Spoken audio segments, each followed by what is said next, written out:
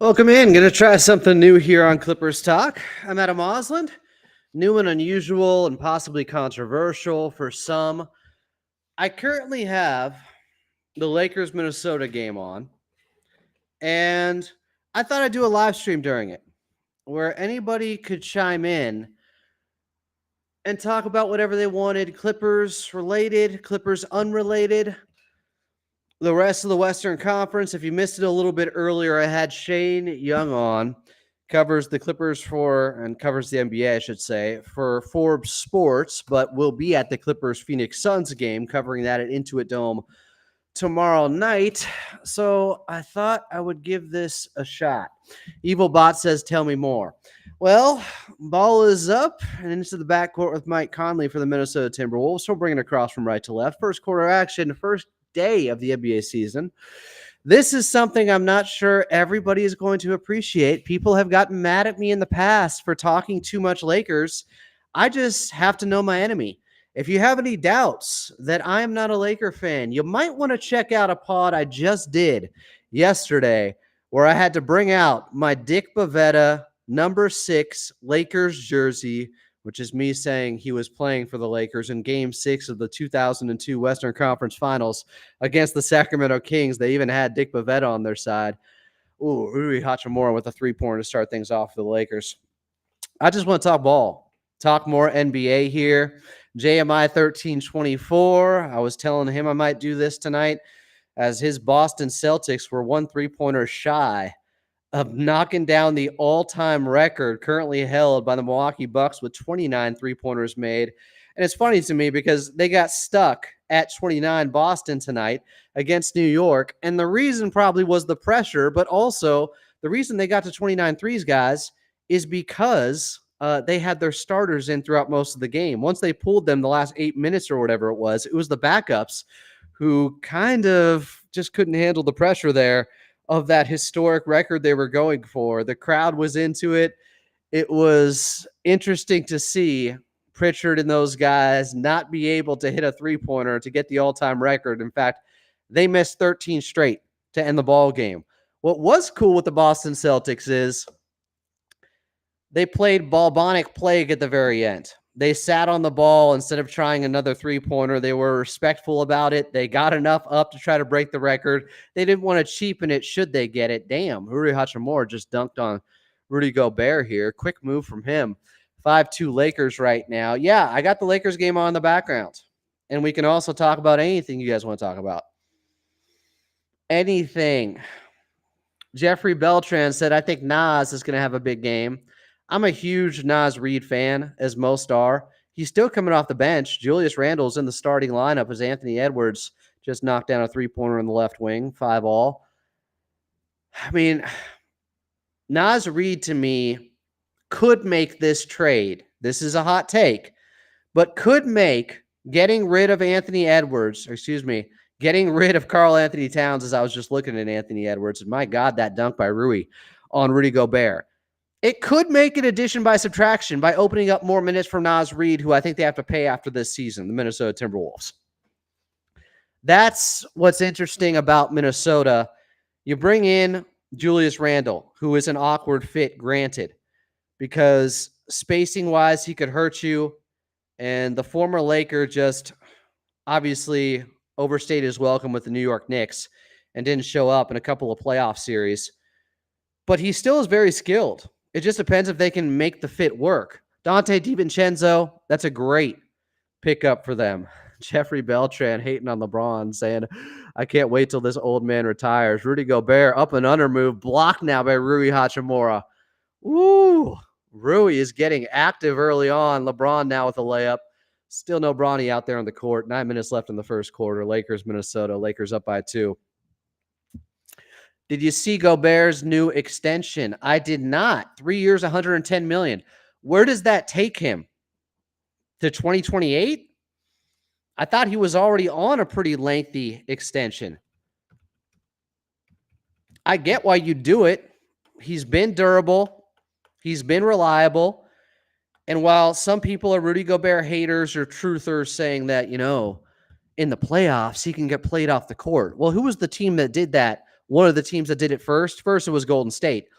But the Clippers were also a part of that when they were playing 5 out against him with Nico Batum in that second round series. LeBron James throws it down with a right-handed hammer off a nice feed from Austin Reeves here. Lakers up 9-5. Telling you, I think they're a 50-win team, the Lakers, if they get 70 games out of LeBron and Anthony Davis like they did last season, now with a much better head coach than J.J. Redick.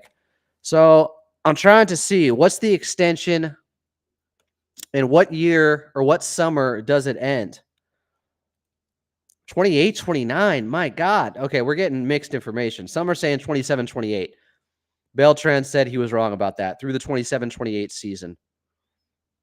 So they got him for 4 more years after this. Good for them. Does he have a player option on that? Oh, okay, I see. He's opting out to re-sign on a longer extension. That makes sense to me. Good for Gobert. Good for the Minnesota Timberwolves. It just brings stability to your defense. They're likely not going to be worse than a top 5 defense. Even with losing Karl-Anthony Towns and his size, they're so good defensively. They were number 1 by a mile last year. I don't think Minnesota's going anywhere on that end of the floor. And if you have Gobert, you should always be minimum a top 10 defense. What's going to be interesting is they were 17th on offense last season. Can they juice up the offense a little bit more with Julius Randle? Can they find a role for him as he just turned it over to D'Lo, who's going left to right now, finds Austin Reeves, pump fakes, thought about it. I don't know. Dante DiVincenzo should make them a little bit better of an offense right there. I mentioned Naz Reid. It's just the fit with Julius Randle. You make that work, and Chris Finch was with him in New Orleans as he was just dunked on by Anthony Davis right in Julius Randle's face here. My goodness. As I appreciate you guys in here, we're going all NBA right now on Clippers Talk After Dark. You can talk about whatever you want to. Intuit Dome tomorrow. Can't wait about that. The Boston Celtics just almost breaking, but tying the 3-point record at 29 earlier and smoking the New York Knicks. There's nothing you can do when a team is going like that in today's NBA, especially a team like Boston. Absolutely nothing. Evil Bot wants credit for the Gobert thing. Well, I just had to double source it, maybe triple source it in here, okay? $153 million for 4-year player option in the last year and a trade kicker. Jeffrey Beltran pointing out the obvious. He doesn't like Julius Randle so far. It's awkward because he's a guy who likes to ISO too much for his position. He doesn't play enough around the rim, and his jumper and his shooting is very streaky. That's the problem. JMI 1324 said Randle has to be more with shooting, catch and shoot threes. Yeah, but he has to be more consistent. I think that's what you're saying here. He can be. I'm trying to see his numbers overall. So he has had a season. That second year with New York, he played 71 games. He attempted almost 6 3-pointers per game and shot 41%. That was that big year where he was top 10 in MVP voting, but then really collapsed in the playoffs, I think, the 2021 season. Does he have potential from there? I don't know. He's a 33% career 3-point shooter. That 41% year looks like an outlier for him. Will he get more open shots with Minnesota? Possibly. That Mexican Nara said, couldn't the Thunder simply trade our pick swap or the Rockets, depending on the standings at the trade deadline, screwing both teams? That I'm not sure about. Anybody got clarification if they could trade that pick swap? I don't know. But it's like this right now. As we were getting into the weeds, it was a real who's on first situation earlier today with Justin Russo, who we were trying to figure out the details on what's going on with OKC either having a pick swap with the Clippers or the Rockets. And my position was always the Clippers have to finish ahead of them in the standings, and the Rockets can't be so bad that they end up being in a top 10 protected pick situation. Peter Piper picked him. Yeah, they can't be. Their pick is top 10 protected, the Houston Rockets. So you need them to be worse than the Clippers, but you can't have them be too much worse, or else OKC can't take their pick because it's top 10 protected. So if the Clippers, let's say, finished 11th and Houston finished 12th in the standings in the West, they'd likely be okay in that situation. But you don't want to hear that. You want to hear the Clippers are going to finish 6th or 5th or 7th or 8th. You don't want to hear that there's a possibility that they could not make the play-in at all. I'm just going off of what Shane Young had them, or where he had them in his projections earlier today. Shane Young, if you missed it, great NBA writer for Forbes Sports, covers the Phoenix Suns extensively, and Clippers are taking them on, obviously, tomorrow night, so I wanted to have him on. He just wrote an article about the Intuit Dome called Inside the Intuit Dome, where basketball meets technology and entertainment. He had a conversation with Steve Ballmer. We discussed that and previewed tomorrow night's game, Clippers Suns from Intuit. Tip off at 7, pregame at 6. But he has them 11th, finishing 11th at 39 wins in the West. That's where he has the Clippers. If you want somebody that's trying to look at it objectively and isn't too close to the situation, where there's not a lot of bias, ooh, good defense right now by the Lakers. I don't like what I'm seeing. Looking a little too good. Max Kirsty's actually getting run. You know Darvin Ham is not coaching this team. Top side 3 from Anthony Edwards is wide left after a really good defensive possession, but I think there was a foul underneath going for the rebound after the miss by Anthony Edwards. X-Mongo Project said, excited to see the Embiid-PG pairing. Oh, wait. I don't know, guys. I'm not here to dunk on Paul George. I don't think anyone should celebrate someone being hurt. If anyone should know how difficult that is and how frustrating it could be for a team that snake bit, it's Clippers fans. I'd have a little bit of sympathy, a little bit of empathy. Don't you want to see Paul George November 6th at Intuit Dome come back to LA? I know he's going to receive some boos, but I don't, want to speak too ill or wish any ill will on anybody. Like, I don't like when people say Anthony Davis, even though I'm far from a Laker fan, is nicknamed street clothes. You think he doesn't want to be out there? Is that really fair? That's bothersome to me. Shan 7500 said, yo, the grind is real. I'm going to kick back and enjoy another one. Yeah, some DJ Khaled like Clippers talk going on right now. This is a little bit different. I want to try something different where we open things up a little bit further and expand the conversation and just go around the league a little bit. It doesn't have to be just a Clippers conversation. Rui Hachimura is bodying guys right now, by the way, and getting to the low post with ease. Minnesota had to foul. Wow, he looks physical. Maybe that year of training with LeBron before last season is starting to set in. I'm not sure, but we can talk about anything tonight, any questions you guys have while I am watching this Lakers-Minnesota game. I figure, I'm watching the game. I might as well be joined by some friends here on Clippers Talk. And we got a game tomorrow night at Intuit Dome, so I'm pretty excited. Albert Renteria said, who plays more games this year, Kawhi or Paul George? I would still guess Paul George right now because I've seen him running. I haven't even seen Kawhi do that yet. I'm not saying he hasn't, but in any of the footage we have seen, I haven't even seen him run yet. He's obviously not practicing with the team. He's strengthening the right leg. Paul George, while the hyperextension looked absolutely horrific, I'm glad it wasn't some career-ending, season-ending, catastrophic injury, and it's a bone bruise. So maybe not as severe as the one he had with the Clippers against OKC at the end of the 2023 season that kept him out of the playoffs, because he would have been out for, I think, 2.5, 3 months, because I asked Paul George at Media Day before the 23-24 season, heading into last year, how long the bone bruise or the hyperextended left leg after the Lou Dort rebounding play that was scary, how long it took for him to get back to 100% and when he could play. Paul George told me at Media Day, July. So he was never coming back. That hope that if the Clippers got past Phoenix in the first round, Granted, at that time, early on, the first 2 games, Kawhi was playing.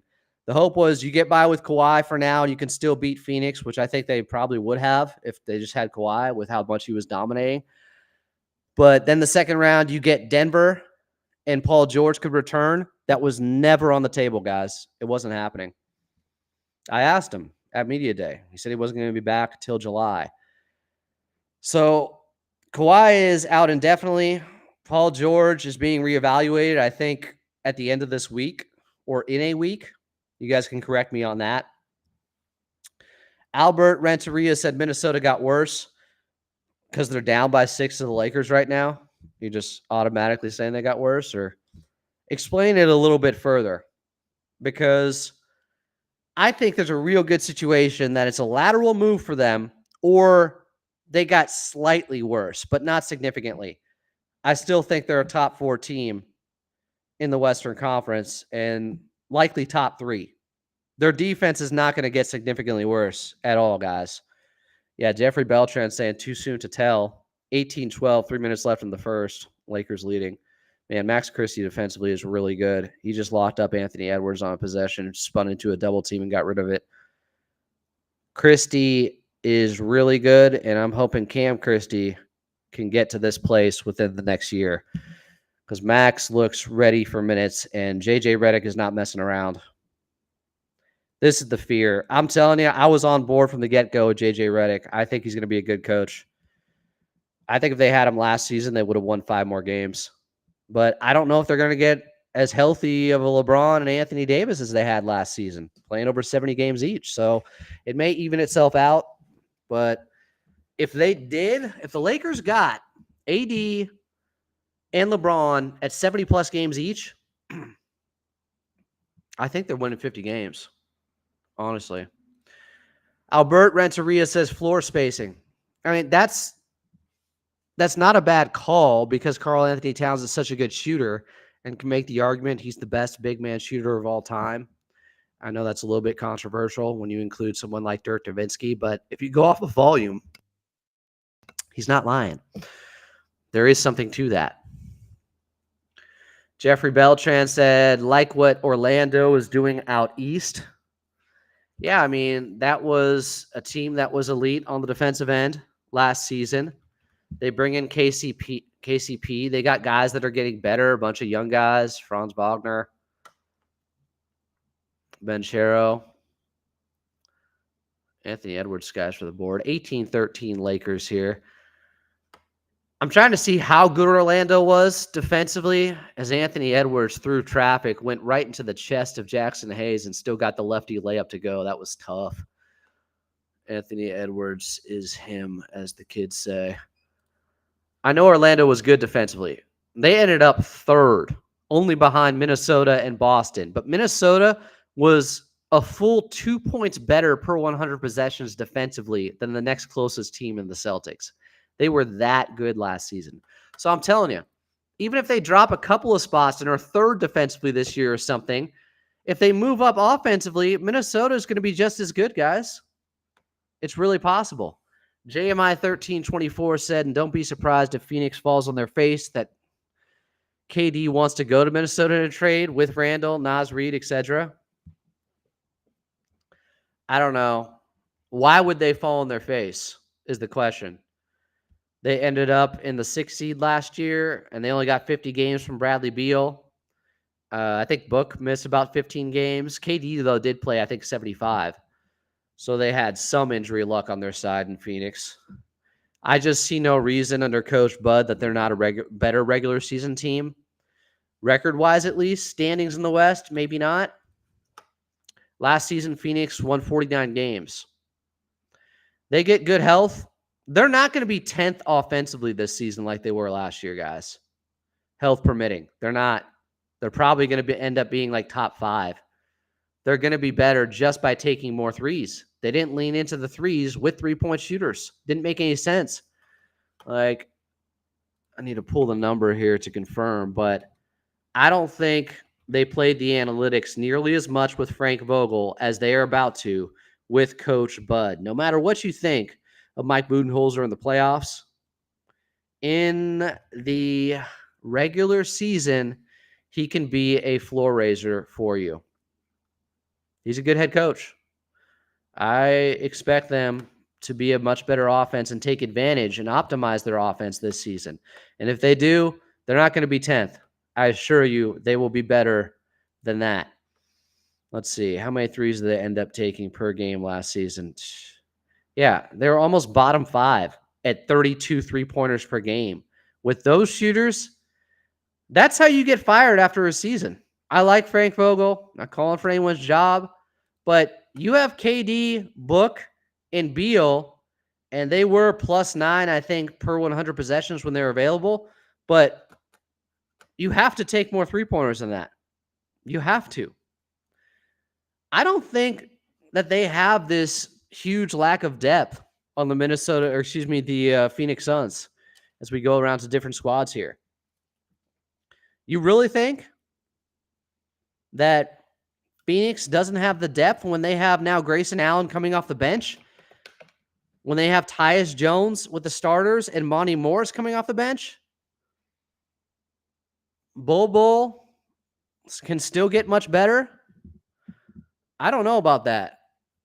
I was actually surprised when I went through the roster and said, oh, for a team that's over the second apron, they actually have some good second unit guys. What if Ryan Dunn turns into something?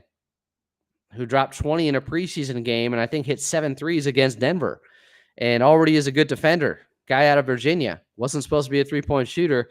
That might have changed. Josh Okogie, solid player. Royce O'Neal off the bench. You know how I feel about Mason Plumlee, but if KD's playing the 5 at times, I would not sleep on this Phoenix team if they're healthy. Damian Lee, I don't know about that. JMI 13 says, I'm not high on the bench, to be honest, but they can make a move at the deadline. What's not to like about the bench? Explain why you're not high. I just went through it. They have guys. I like the fact that you can get Grayson Allen coming off the bench, who had a huge year last season. Did he end up leading the league in three-point shooting? He shot 46.1% from the outside on 6 attempts per game. He could take more. Just taking more threes is going to benefit Phoenix. That alone should get them a few more wins. So it may be wishful thinking here. So you're saying I'm not too high on them, but you also have them 5th in the West.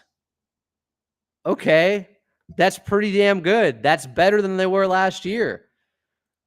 I mean, what are we talking about?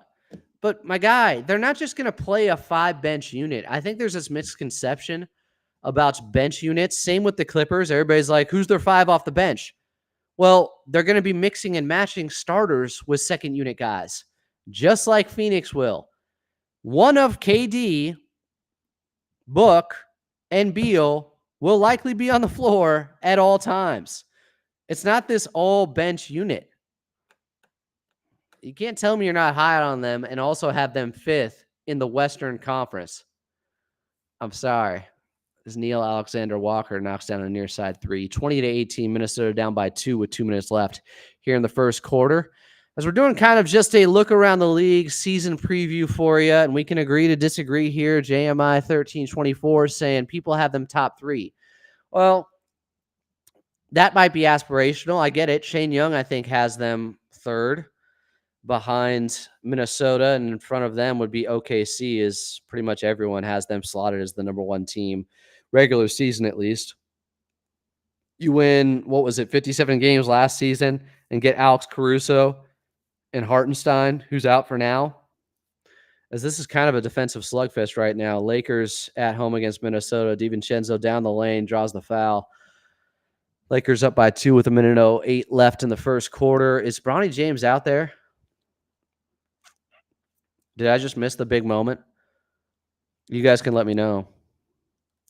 I don't know relative to the public. I don't know if most of the public has them top 3. You'd have to show me that, because I don't think that's the case. What are their odds in the West of winning it? Where do they rank there? Is Bronny out there yet? And I don't know how you guys feel about the Bronny James thing. I'm a little bit conflicted because on one hand, it is something every father and son would want to do if they had the opportunity. So everyone blaming them like they wouldn't do the same thing is ridiculous. Nepotism also happens throughout the league and has been forever. There is a guy that has been on the Milwaukee Bucks for years in Thanasis Antetokounmpo, Giannis's brother, who is 31 and we know is not an NBA player. We've gotten like a 5-year sample that he isn't, yet he still got to be in the league forever just because he's Giannis's brother. Nobody wanted to point that out. Nobody wanted to point out that Jalen Brunson's father is on the coaching staff just because Jalen Brunson plays for New York. Nobody wanted to talk about that.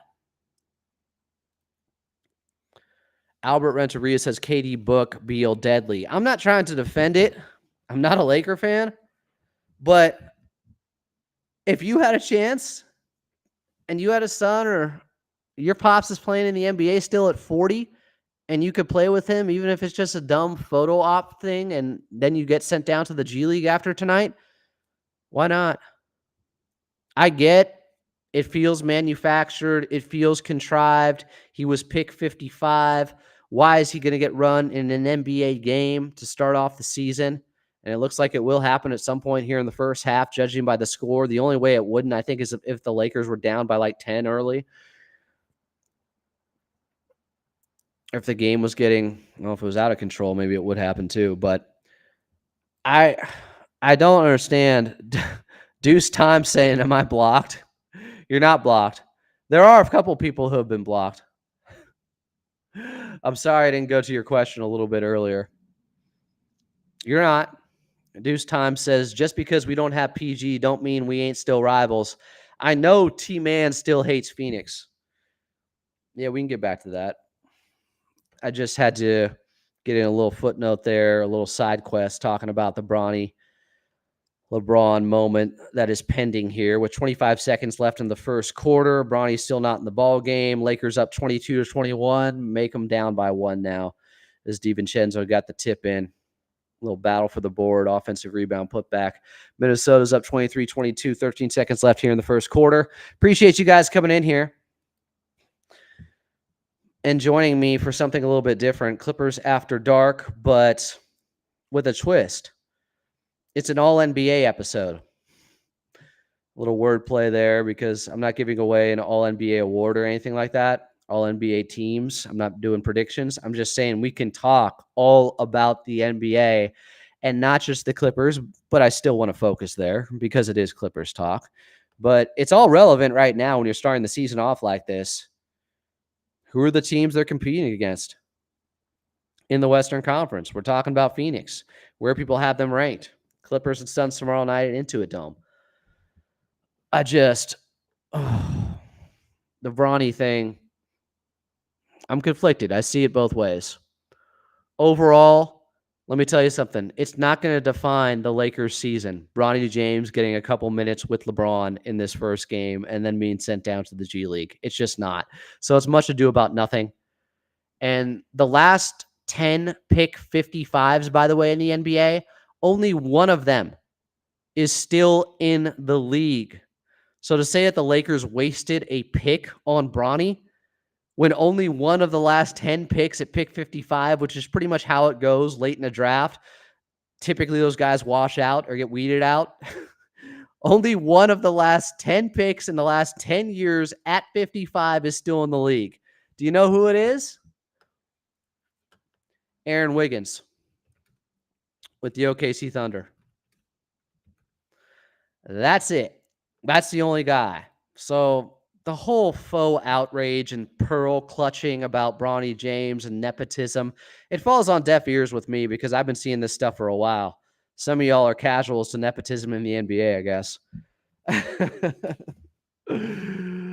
Amin Ashan says, boy, what do you mean the Thunder don't got shot creators? They got SGA, J-Dub, and Chet, bro. Deuce Time said they don't have shot creators. Is he looking to get blocked? I know he asked if he was earlier. A timeout coming his way? He said a lot of skinny guys who can't create their own shot. Amin cleared that up real quick. You got a rebuttal for that, Deuce Times? Or are you just going to tuck your tail between your legs and leave? Because that made no sense. You can say they're not the most physical team and they're a bad rebounding team. That can be your argument, but they're about to be a lot better because they have Hartenstein. Now, he's hurt right now. I get that. But still. So, monitoring the situation with the Lakers and Minnesota Timberwolves, the Bronny James stuff, but also I just want to watch two teams. It's the opening night of the NBA, regardless of who they are. And yes, I'm rooting for Minnesota, as I know all you guys are. Minnesota, to me, is still a top 3 team in the West, even after this trade. Anthony Edwards is 23, guys.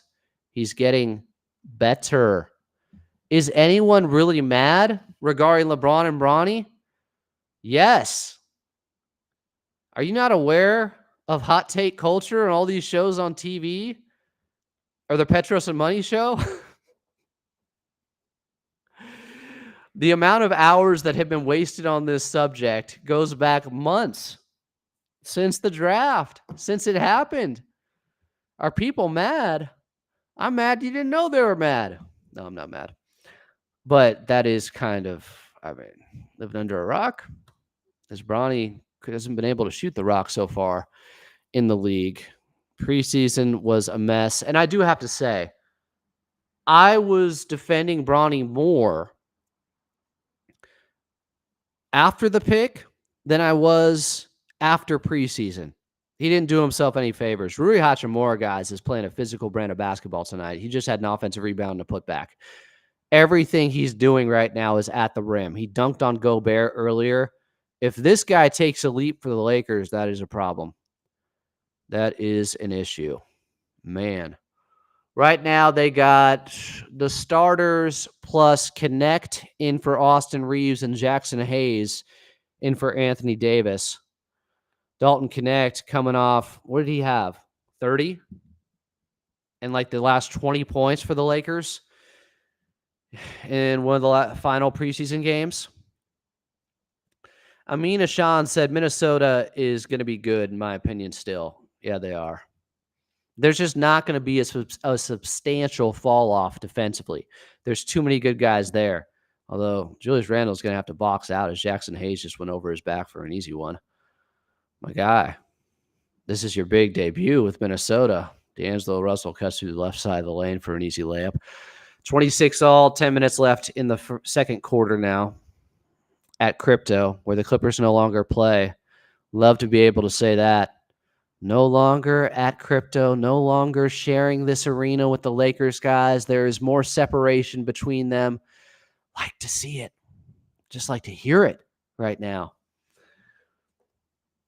JMI 1324s. We kind of go around the NBA. I call it all NBA here on Clippers Talk After Dark because it's early in the season, and I'll do this throughout the year, I'm sure, too, if it gets a good response. But particularly because it's opening night in the NBA. Boston won earlier and hit 29 threes against the New York Knicks. They blew them out and were one shy of having the all-time record, holding it solely. They are now tied with it with the Milwaukee Bucks with 29 made three-pointers in a game. Lakers and Minnesota currently. LeBron's still on the floor, but multiple starters out for them. The game's tied up with 10 minutes left in the second quarter, and we're waiting for that Bronny James moment, I guess. I know Ken Griffey Jr. and Sr. are there, so they're making it a thing. Why would they not? Get it out of the way. First game of the season, that would be the appropriate way to go about it. Get it out of the way. And get it out of the way in the first half, because you bring in Bronny James and his minutes get nuked like they have in the preseason, like they have in Summer League, where he was really bad also. And you're going to get fingers pointed your way that you lost the game because you lost those minutes with Bronny James. And make no mistake, it was that bad. His plus minus, if you look at Summer League and preseason, it has been abysmal. For the most part, the Lakers are getting killed in those minutes. Now, you can make the argument any pick 55 you put out there, they're probably going to struggle. It's not just Bronny James, but it has been something that is glaringly bad. In fact, Jamal Christopher said, I think he said, our friend Jamal Christopher, and he and Justin Wilson are coming on, the brothers, the twin brothers, next week. Sorry, not next week. This week, Thursday, after the Clippers' first game at Intuit Dome. Jamal Christopher and Justin Wilson are coming on after the Clippers-Suns game. But Jamal Christopher said something on X to the effect of, Bronny James is dangerously far away from being a competent NBA player. I agree with that. From everything I've seen in Summer League, from everything I've seen, as Naz Reid, no, Julius Randle just put LeBron on his back and got called for an offensive foul as he was trying to attack the paint. That was a bull in a china shop. Two of them. Just trucked. Hit the stick button or truck button. Knock it over LeBron underneath the basket. Julius Randle gets called for the offensive foul. The problem with Bronny James is I don't think there's any skill set right now that's at an NBA level with him. Anything. Jackson Hayes, huge throwdown. 32-27, Lakers by 5, 9 minutes left here in the second quarter. I would anticipate Bronny coming in at some point here to end the first half. Bronny's not a good defender. I don't know what people are watching that are trying to be like, but he's a good defender. Look at the effort. Look at the on-ball defense. He's getting blown by often as LeBron, his father, gets to the basket for an easy scoop layup. 34-27, timeout Minnesota. They trail by 7, 8:33 left in the first. Make it the second quarter, first half. Bronny's defense is not good. Yeah, Bron did just fry someone. The reason Bronny has had a couple of rear view blocks is because he got blown by, first of all. His point of attack defense has not been impressive to me, and that has been the spin job. I have to be honest about that. I don't know where he can help you right now. I'm not saying it's over. I'm not saying he can't be an NBA player at some point. I am saying a guy didn't play very much at all in college, got drafted 55, and we don't know who he is, but throughout Summer League and preseason, he doesn't look NBA ready. They want to get the photo op tonight. I have no problem with that. Everybody would do it. It is historic, whether you like it or not, whether you think it's contrived or manufactured and not based on merits. I get it, but get it out of the way. And this might be it right here. I don't know. Lakers up 7. Is this the opportunity? Get it out of the way in the second quarter. I don't see how they can bring Bronny in the second half and do it in a tight contest. You lose those minutes, you're in trouble. People talking about Milwaukee in here. JMI 1324. He said, thoughts on the Bucks? I don't got them top 4 in the East. I got the Celtics, Knicks, 76ers, and Magic ahead of them. Do you guys remember the narrative and conversation when Dame first came over to Milwaukee? It was, how are you going to stop that pick and roll with he and Giannis?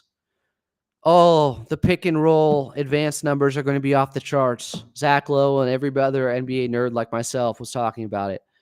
Dame didn't look right. Didn't come into camp in great shape.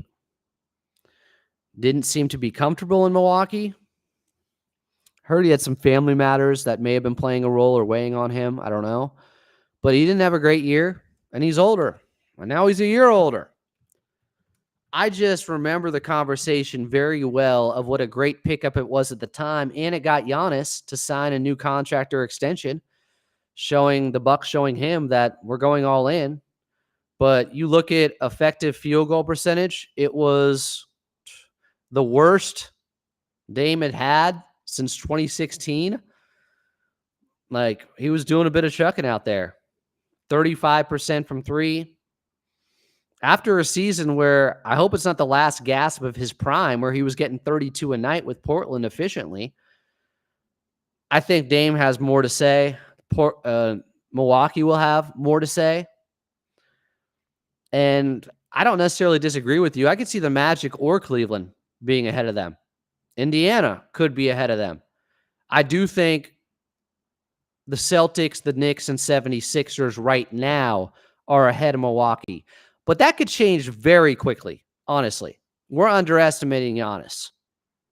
And for a guy that's been talked about as being the best player in the league, it's been a little bit out of sight, out of mind because he's been banged up and injured, wasn't playing in the playoffs last year.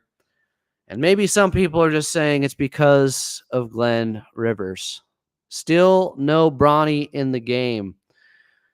D'Lo, Jackson Hayes, Rui Hachimura, Dalton Connect, who I gave the name Westside Connect way before Snoop said that. I had it on draft night, and Dalton connects on a three-pointer, top side. God, I said it draft night. I couldn't believe the Lakers were able to get that guy. It annoyed the hell out of me. And he just knocked down a three at the top of the arc. Ugh, that's not good. Jaden McDaniels runner, 37-29. Lakers up over Minnesota. Second quarter action. Dalton Connect, I said it. Westside Connect. Everybody was showing me the Snoop Dogg thing. Isn't this a great nickname? And I was like, yeah. I had it on draft night. I think one of the Kamenetsky brothers, is that how you pronounce it? He retweeted that Snoop Dogg moment. I forget what show he was on, Evil Four Letter podcast. I don't know what Snoop was doing, Snoop Dogg or Snoop Lion, but the Westside Connect nickname for Dalton Connect, I was a little bit like, wait a second. I had it on draft night, though. I said somebody's printing those Westside Connect gang shirts. I've tried to find the exact tweet where I put it so I can prove myself to you guys, because you probably don't believe me right now. I mean, it's just not an obvious nickname at all. All right, I found it here. You know I'm good for the receipts. If nothing else, I got a couple receipts for you. Check this out. 7:19 p.m., June 26, 2024. Someone printing those Westside Connect gang shirts. I'm sure I wasn't the only one, but Snoop everybody acting like he's a genius for it. It's pretty obvious. You don't have to give me all the credit in the world. You don't. Amina Sean goes back to the Bucks and says, I'd say the Bucks are good, but I do have other teams over them. Dame and Giannis are very injury prone to me. It's not just them. The thing I pointed out all last year was Chris Middleton's health. He's never been the same since, 2022? Is that when he started to break down and have the knee injuries? Chris Middleton has not been the same player. Lakers try to get out and running. Turnover of Minnesota, but they got it right back on a bad pass from D'Lo to Rui Hachimura. So, to me, the Chris Middleton factor is probably the most concerning thing. The last two seasons, he's played 33 games and 55, and Dalton Connect just got a little underhand scoop layup on the right side in transition, 41-29, and now he has a steal on Anthony Edwards. Put it up and in, plus the foul. That was Austin Reeves, not Dalton Connect this time, who lets out a primal scream. Oh, I don't like this. 43-29. Lakers up by 14. Still no Bronny moment yet with 6:48 left in the second quarter. Lakers playing hard and look like a team that is well coached and much more competently coached than what we saw last season with Darvin Ham. Not great, guys. JMI 1324 says they're on a 15-0 run. I didn't realize that. Obviously, I have the sound off. To me, Chris Middleton's not starting the season for the Bucks. He's the third best player. He can't go again. That's where things get really dicey. Obviously, if Dame's out, if Giannis is out, they really don't have a chance anyways. If you have Giannis, though, with one of those two other guys in Dame or Chris Middleton, you're in the mix. You are. Giannis is that good. As long as he can prove he's still at his peak or the peak of his powers, Giannis Antetokounmpo, the Greek freak, I don't think it's an issue.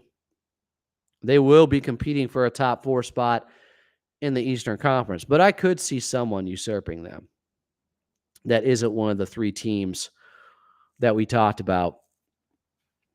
A team like Cleveland, a team like Orlando. Ooh, Anthony Edwards talking to his team right now, trying to get him riled up. 45-32. Lakers on top of Minnesota here in the first half. 5 minutes left in the second quarter. And Austin Reeves just got swatted, but Anthony Davis with a putback on Rudy Gobert. 47-32. Really don't like what I'm seeing. A 17-2 run by the Lakers. I'm telling you, I think they're a 50-win team if LeBron and Anthony Davis can stay healthy like they were last season. And now Joe Ingles is on the floor. Something else we don't like. Even though I got to be honest, guys, I don't think Joe Ingles did anything that dirty on that play with Kawhi Leonard. I don't. I think his reputation of being dirty is why everyone sees it that way. I'm telling you, Rui Hachimura spinning left-handed little hook shot off the backboard and in on the left block. This guy is putting in work right now in the post. Rui Hachimura looks dangerous as Naz Reid clanks a three in the far side corner. 49-32. Connect four tried to bank in a three-pointer on the right wing. Dalton Connect couldn't get it to go, in and out. This is not great. Amin Ashan said Dame is on the decline. Yeah, I just talked about that for a couple of minutes. Looks like it. But I think there's a real chance Dame has a better season than last year, even though he's 33 or 34 now. And he's got mileage on him. Those guards, he's 34. It can go quickly sometimes. Ask Jamal Christopher about that. I've seen it where guys lose it really fast, that burst. And if they lose it, you know, a lot of the smaller guards like him are so dependent on that to get shots off. It can be really troublesome. But my guess is he has overall better season than he did last year as Anthony Davis gets the goaltending call on Rudy Gobert. 51-32, Lakers by 19 in the first half. Wow. Because he averaged 24 last year, Damian Lillard, in 73 games, but he just didn't look to be in the best of shape. And he came into camp not in the best of shape. So shooting 42% from the floor last season, his worst field goal percentage in like 8 years. I could see him having a better year. I could see the Bucks with a full training camp with their coaching staff, with Doc Rivers, as Anthony Edwards hangs in the air and gets the tough layup to go and won. 51-34. He's trying to hype up his team right now. Anthony Edwards is a dog. He gets after it. He is an old school player in the modern NBA, but he's adapted his game. He can shoot threes. People call him like Jordan. He pointed that out. Like Jordan didn't shoot threes. It would be different now, but he also had a real line drive delivery, Michael. I think it would have been problematic. I mean, he has the worst performance in the three-point contest of the All-Star break. Someone said Dame was dealing with divorce, bad health, and injuries. Yeah, that's a tough trifecta right there. That makes it very difficult. But the East, while the Bucks were sleeping, here it comes. Bronny James and LeBron James. 51-35 is the score. 4 minutes left in the second quarter, and they are on the floor with one another. Is the lead safe enough for them to hold on to it and not bleed points with Bronny out there as everyone takes out their phones and gets pictures? It's NBA history. LeBron's family in the crowd. Let's see. So they are up by 16. LeBron tries a three-pointer at the top of the arc, clanks it off the back of the rim. Minnesota basketball.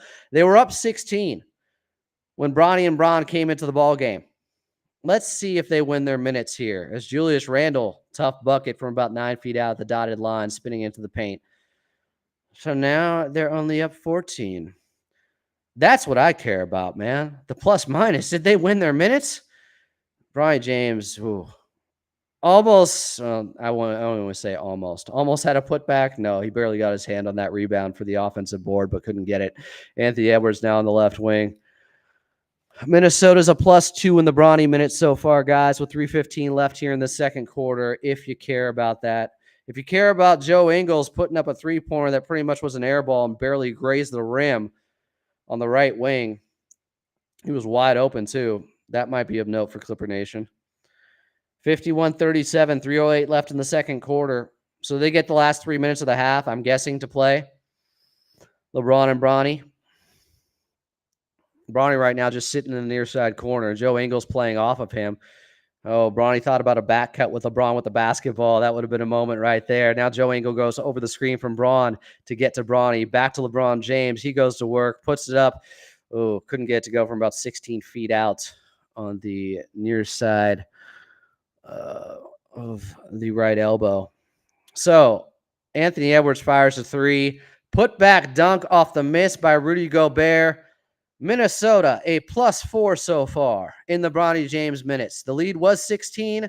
Now it's down to 12. We got a timeout on the floor. Is this JJ Redick pulling Bronny? Bronny hasn't touched the basketball.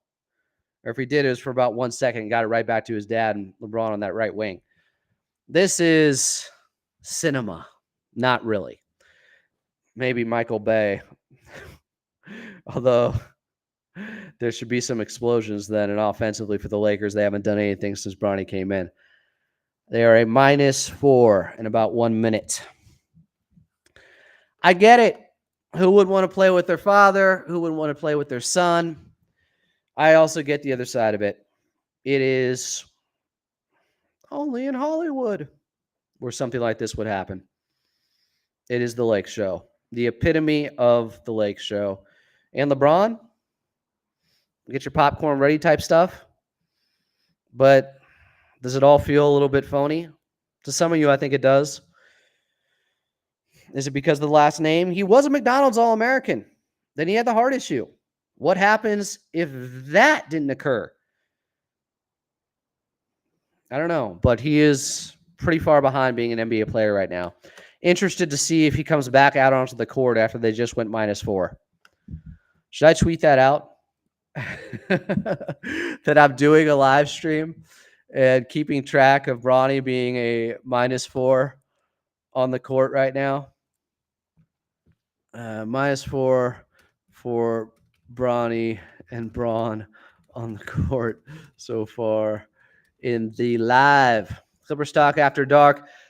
Well, we kind of do a live stream here of this Lakers Minnesota Timberwolves game. Not that I'm rooting for the Lakers, obviously. I want Minnesota to win this, but it's a historic night. If you didn't know, the Boston Celtics tied the all-time record for three-pointers made with 29. Oh, you thought I was going to say it was about Braun and Bronny. Yeah. It's also historic. First father-son to play on an NBA court together. Ken Griffey and his dad are there. Can anyone confirm that for me? Amina Shan said the Wolves are going to crush the Lakers. Well, they're not right now, but they were down 16. Now they're down 12 after Bronny came out there. I'm not saying it's totally his fault. It wasn't him getting cooked or anything like that. Amina Shan said, how are the Wolves down 12 to the Lakers? I was thinking the Wolves would have won.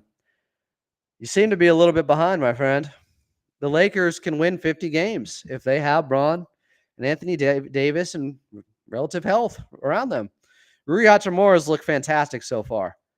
Way too good. Dangerous. Everything he's doing is just board work and tough buckets and physical play on the right and left block. He had a dunk on Gobert, offensive rebound putback. If you are not a Laker fan, avert your eyes from the screen because right now he looks way too good. So LeBron and Bronny, or at least LeBron is mic'd up. I can't hear it right now because obviously I have the sound off. If anybody wants to capture that. Bronny's still in the ball game, looks like. They gonna keep them both out there? Yes, they are. Bronny in the near side corner, Braun on the far side corner. Still out there as LeBron on a backdoor cut. How did you not see him in the dunker spot? Of course that was going to happen. Got a bounce pass from Austin Reeves for a big throwdown. So now they're only a -2 in the Bronny minutes. 53-39, 2 minutes left in the second quarter. Lakers up by 14. Far side corner three, Jaden McDaniels tapped his head like Melo after the make. 53-42. They're a -5 in the Bronny minutes so far. Lakers back with the basketball, still up by 11. 1:46 left here in this second quarter. I'm going to get in trouble for doing too much play-by-play here. Bronny James, right wing three, no good. Off the pass from LeBron. That was the moment right there. They thought they had something. Didn't work out. Bronny couldn't get the three to go. All the pressure in the world on his shoulders, I'm sure. Minnesota misses a jumper. Lakers back with the basketball. Minute 29 left here in the second quarter. Ooh, Anthony Edwards getting after Austin Reaves. The foul was called. I don't know if it was on him or Julius Randle. But Ant all of a sudden ramped up the defensive intensity on Austin Reaves. Like, this guy's not getting a shot off against me. Ant has been intense since they got down by double digits. He's trying to motivate his team to get back into this one. Oh, yeah, I can do play-by-play now. We'll see if I ever get an opportunity, but 53-42, 129 left here in the second quarter. JJ Redick now barking some orders. They were up by 16 when Bronny James came out there with Braun. Now it's an 11-point game. Ooh, did Bronny just hit the bench? Anyone confirm that? Can't tell if he's standing or sitting right now. I think he is just taking a seat. They tried. He got what could have been the assist, a pass from LeBron James on the right wing, and Bronny missed the three-pointer. D'Lo back in for him. Lakers back to business. Is that all we'll see from Bronny James tonight? Is that all we'll see from him until he heads to the G League? He was getting coached up there on the sidelines. Anthony Davis spinning hook shot, couldn't get it to go over Rudy Gobert. 53-42, a minute left. Lakers up by 11. They got the picture. They didn't get the make, and they went -5 during Bronny's minutes. I'm not saying it was his fault. Anthony Edwards, though, is a badass. This is the guy you want leading your ball club, because as they just have been getting worked a little bit in this first half in the hustle stats with the little things, Minnesota, yeah, it's Anthony Edwards, not a role player or somebody else being the cheerleader to trying to get them to ramp up the energy. Leadership by the 23-year-old. That's why I don't buy Minnesota's going to get much worse. Maybe slightly worse after the trade. But I think it's more of a lateral move with more upside on the offensive end with Naz Reid and Dante DiVincenzo. I know that sounds crazy because Cat, did a lot for this team, but they were still 17th offensively last season. You guys think unless it's a blowout, that was the end of Bronny James here in this game? Yeah, Amin Ashan said it. Ant-Man has that dog mentality in him. Check the rib cage. He's got the dog in him. Step back jumper over AD now, long off the back of the iron. Max Christie skies for the rebound, brings it in left to right. 55-42. Lakers up by 13 with 23 seconds left here in the first half. I really like Max Christie, guys.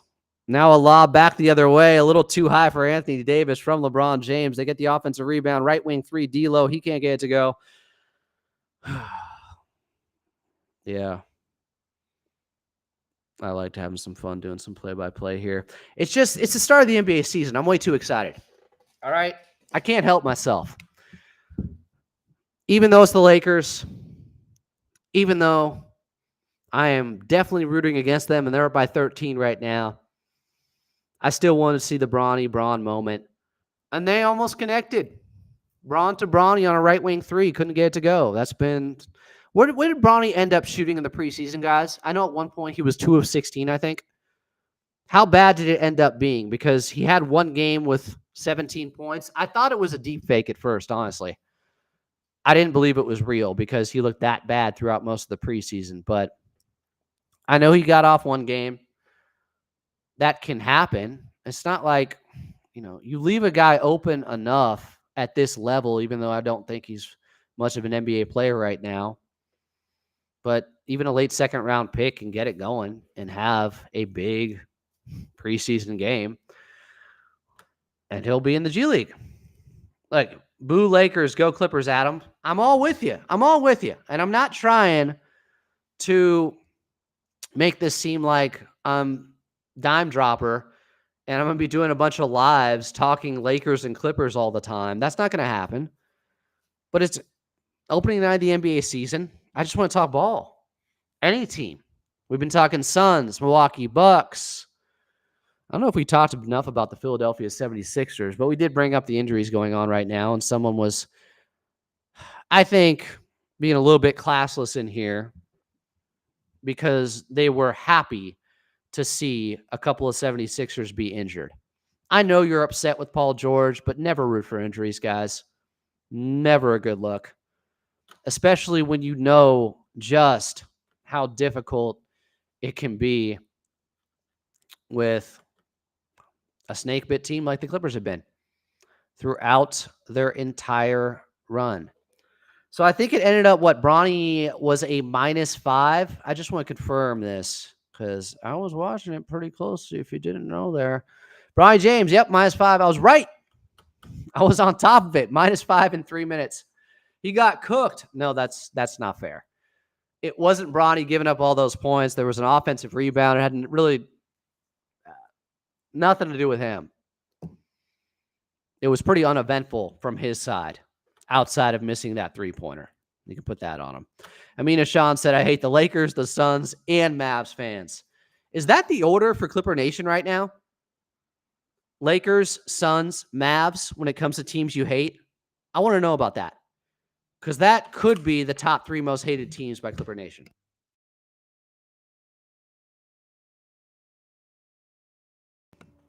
TT Wim said, Sky Jones, Jordan Miller time. I hope there's Jordan Miller time. I know Sky Jones will get some time, or I would expect him to within the first couple of games, because they don't have another backup. Size plays sometimes, not just money plays.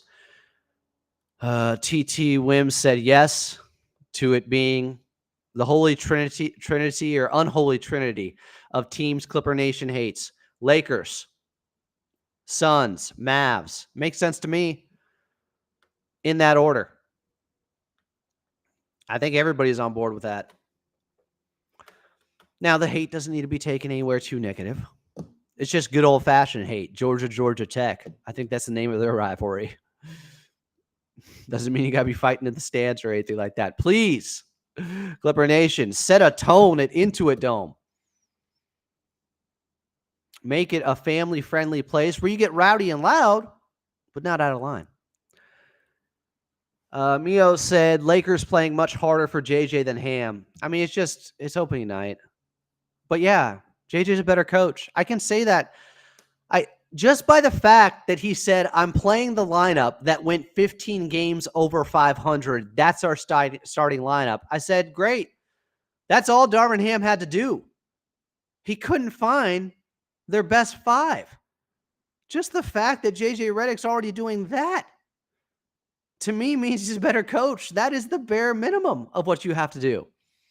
I know that maybe seem unfair to Darvin Ham, and he could get a head coaching job again at some point.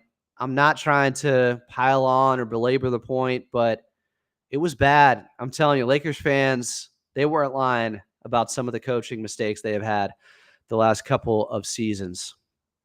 JJ Redick might be good for 5 more wins. X Mongo said, I'm not happy with it. Just salty how media is treating us regarding injuries compared to other teams. Tell me about that. Because Anthony Davis has been called street clothes. Has he been treated fairly? They've gone after him a ton. For a while, LeBron was being one of the faces on the Mount Rushmore of load management. He was included in there. Remember when he didn't play against the Clippers like in 2016 or 2017 back at Staples Center, and it was a big story? And they were talking about load management a ton. Yeah, Kawhi gets talked about a lot. It seems unfair from our perspective. It probably is. It probably, especially because of his injury history. This is not just being dinged up. Like, he has a bad right knee at this point. I think that's fair to say. Hope he gets healthy. In fact, I'm going to bring up a comment earlier today that I saw out there that was extremely unfair about Kawhi Leonard. I'm just saying there are other guys that take a lot of heat. Not the heat that Kawhi Leonard does. And those other guys aren't dealing with, serious chronic knee injuries. Not a lot he can do about that. Sal said, I'd say Max, Mavs, Suns, then Lakers. You have Lakers third on the list of most hated teams as a member of Clipper Nation. That's interesting. How old are you, Sal? Are you a younger Clippers fan? Because the reason for this could be that The Clippers have dominated the Lakers so much over the last 10 years in a head-to-head record where I think they've won about 37 of the last 47 games head-to-head against the Lakers. I'm not kidding. It might even be worse than that for Laker Nation or the Lake Show. It has been complete domination by the Clippers head-to-head. In fact, last season, was that the first time the Lakers won a regular season head-to-head series against them in a long time? The Clippers have just been obliterating them. And they ended up having the better head-to-head record in the hallway series at Staples, at Crypto. They won more games against the Lakers there in those matchups than the Lakers won against them. Just saying facts. If some Lakers fans come in here, they would not be happy right now. Some people saying I respect JJ. I've always liked JJ. I'm a big fan. So it pains me to see him helping out the Lakers now. Amina Sean said, I feel like Kawhi gets more criticized than Embiid when it comes to injuries, while Embiid, even healthy, chokes. Kawhi has a longer history of this now than Embiid, but Embiid's starting to catch up, unfortunately. He's one of my favorite players, too. I think Embiid takes a lot of heat, guys. I think he does. That could be West Coast bias from Amin here. You're closer to the situation with Kawhi, but on the East Coast, Embiid takes a lot of heat for how injury-prone he is and how he's not going to be able to play opening night for them. Not just the Clippers dealing with this stuff. He and Paul George are out for their game. Sal said, not until we see the Lakers in the playoffs. That's your logic? Okay. I think that's fair. That's not unfounded. That's why you think it's Mavs, Suns, then Lakers, third most hated team by Clipper Nation. I like this conversation. JMI 1324 said LeBron deserves to load manage. Same with Kawhi. I mean, obviously at this point, Kawhi should get a pass because it's a real injury. It is not just he's a little bit fatigued. No, it's been proven. He tried last year to beat the load managing allegations, and instead, by game 68, his knee said no more and swelled up. He tried to play all the back-to-backs. Didn't work. Load managing didn't really work. Not load managing didn't work, which a lot of the old heads said, hey, I think you should be playing more. That's the problem. No, that didn't work either. So I don't know what you do. I think he is just extremely injury prone. JDog777 said, I put the Clippers over for 110 points for tomorrow. What you think? I don't care about your gambling bets, dude. Amina Sean said, and what's funny is Embiid openly said he's not playing in back-to-backs. Well, let me explain something to you guys about load management in the modern NBA and why guys have been doing this more often than not. First of all, if you do the research, you will see that the reason guys are getting injured more is because it actually is more physical in the NBA now than it used to be. You're going to say, what about the 90s and blood in the garden and all these things? The movement in the half court was so minimal back then compared to now. And those are the explosive movements, running around in sets and getting in transition more in today's game, that put more wear and tear on your body. The second reason is all these guys came up in specialized sports playing basketball year-round, when guys back in the day like MJ, they weren't playing basketball year-round.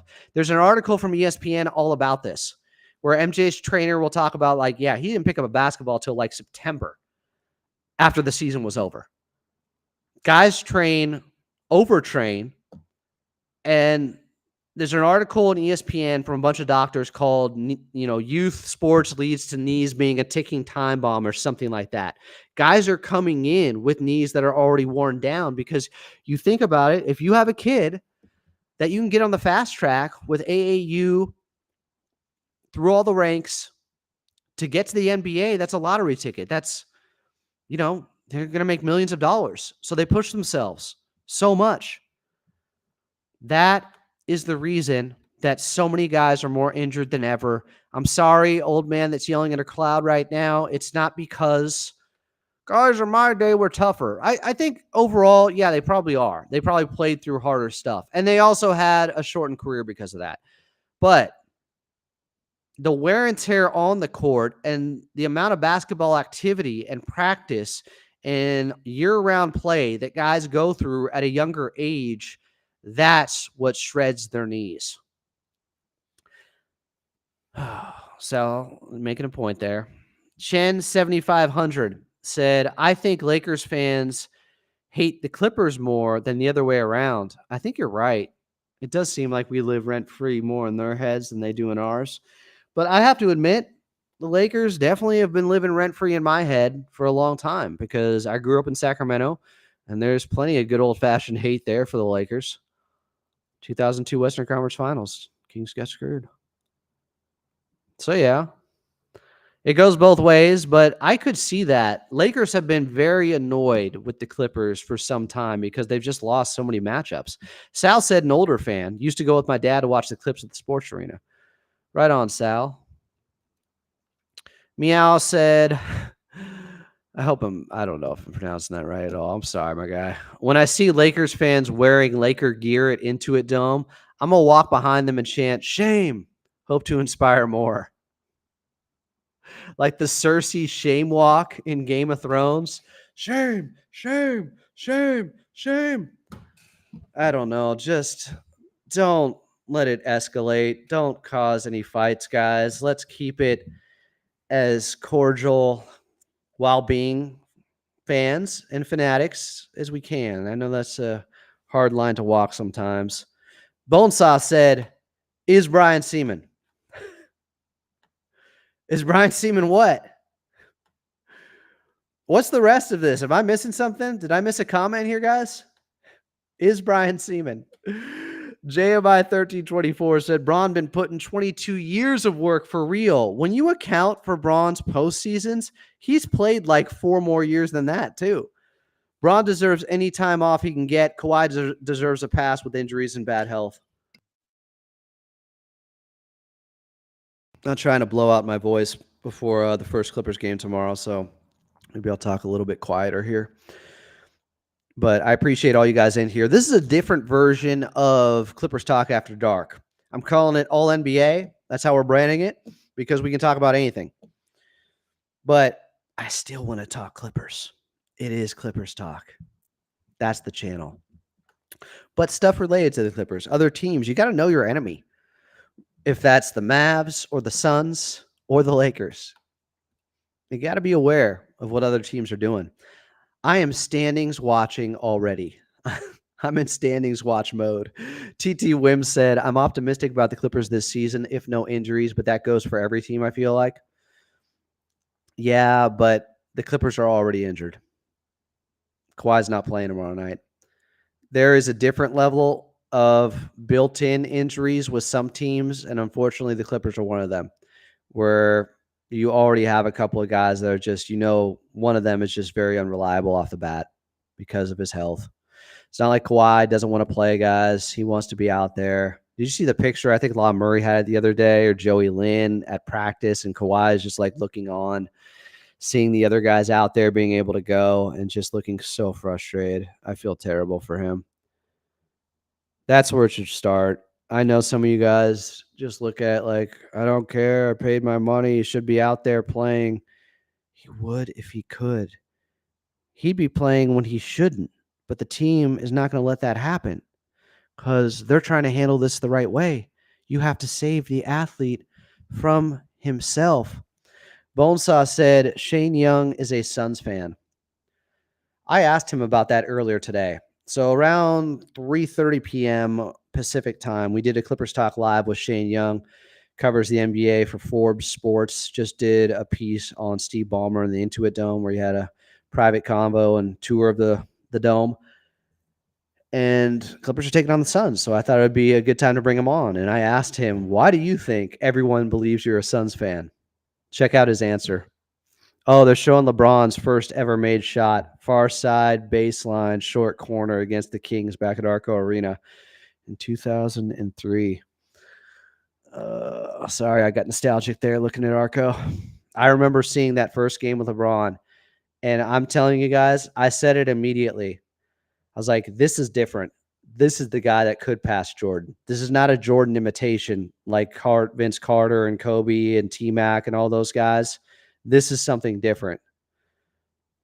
And I don't know if we'll see anything like LeBron again, especially the longevity.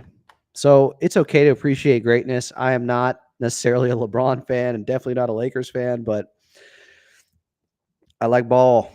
Amina Sean said, I feel like Kawhi should load manage. He tried to play in game 2 and 3 of the playoffs, but he was a shell of himself, especially in game 3. Yeah, well, I told you. I never doubted that he was going to play in a game in the playoffs. But my concern was always, as the Lakers start the second half with a lob from LeBron to AD, my concern was always, how is his knee going to respond after playing? That continues to be my concern, guys. If you don't know, LeBron not having swelling in his knee while he's not doing basketball activities isn't that meaningful to me, to be honest, because the swelling has occurred when he's tried to play basketball. So when he can do that and the swelling stays down, then we're in business. Until I hear that he's practicing and the knee isn't swelling up anymore, at least that, because that's the next step before you're getting back out on the court. I don't know what we're talking about with Kawhi.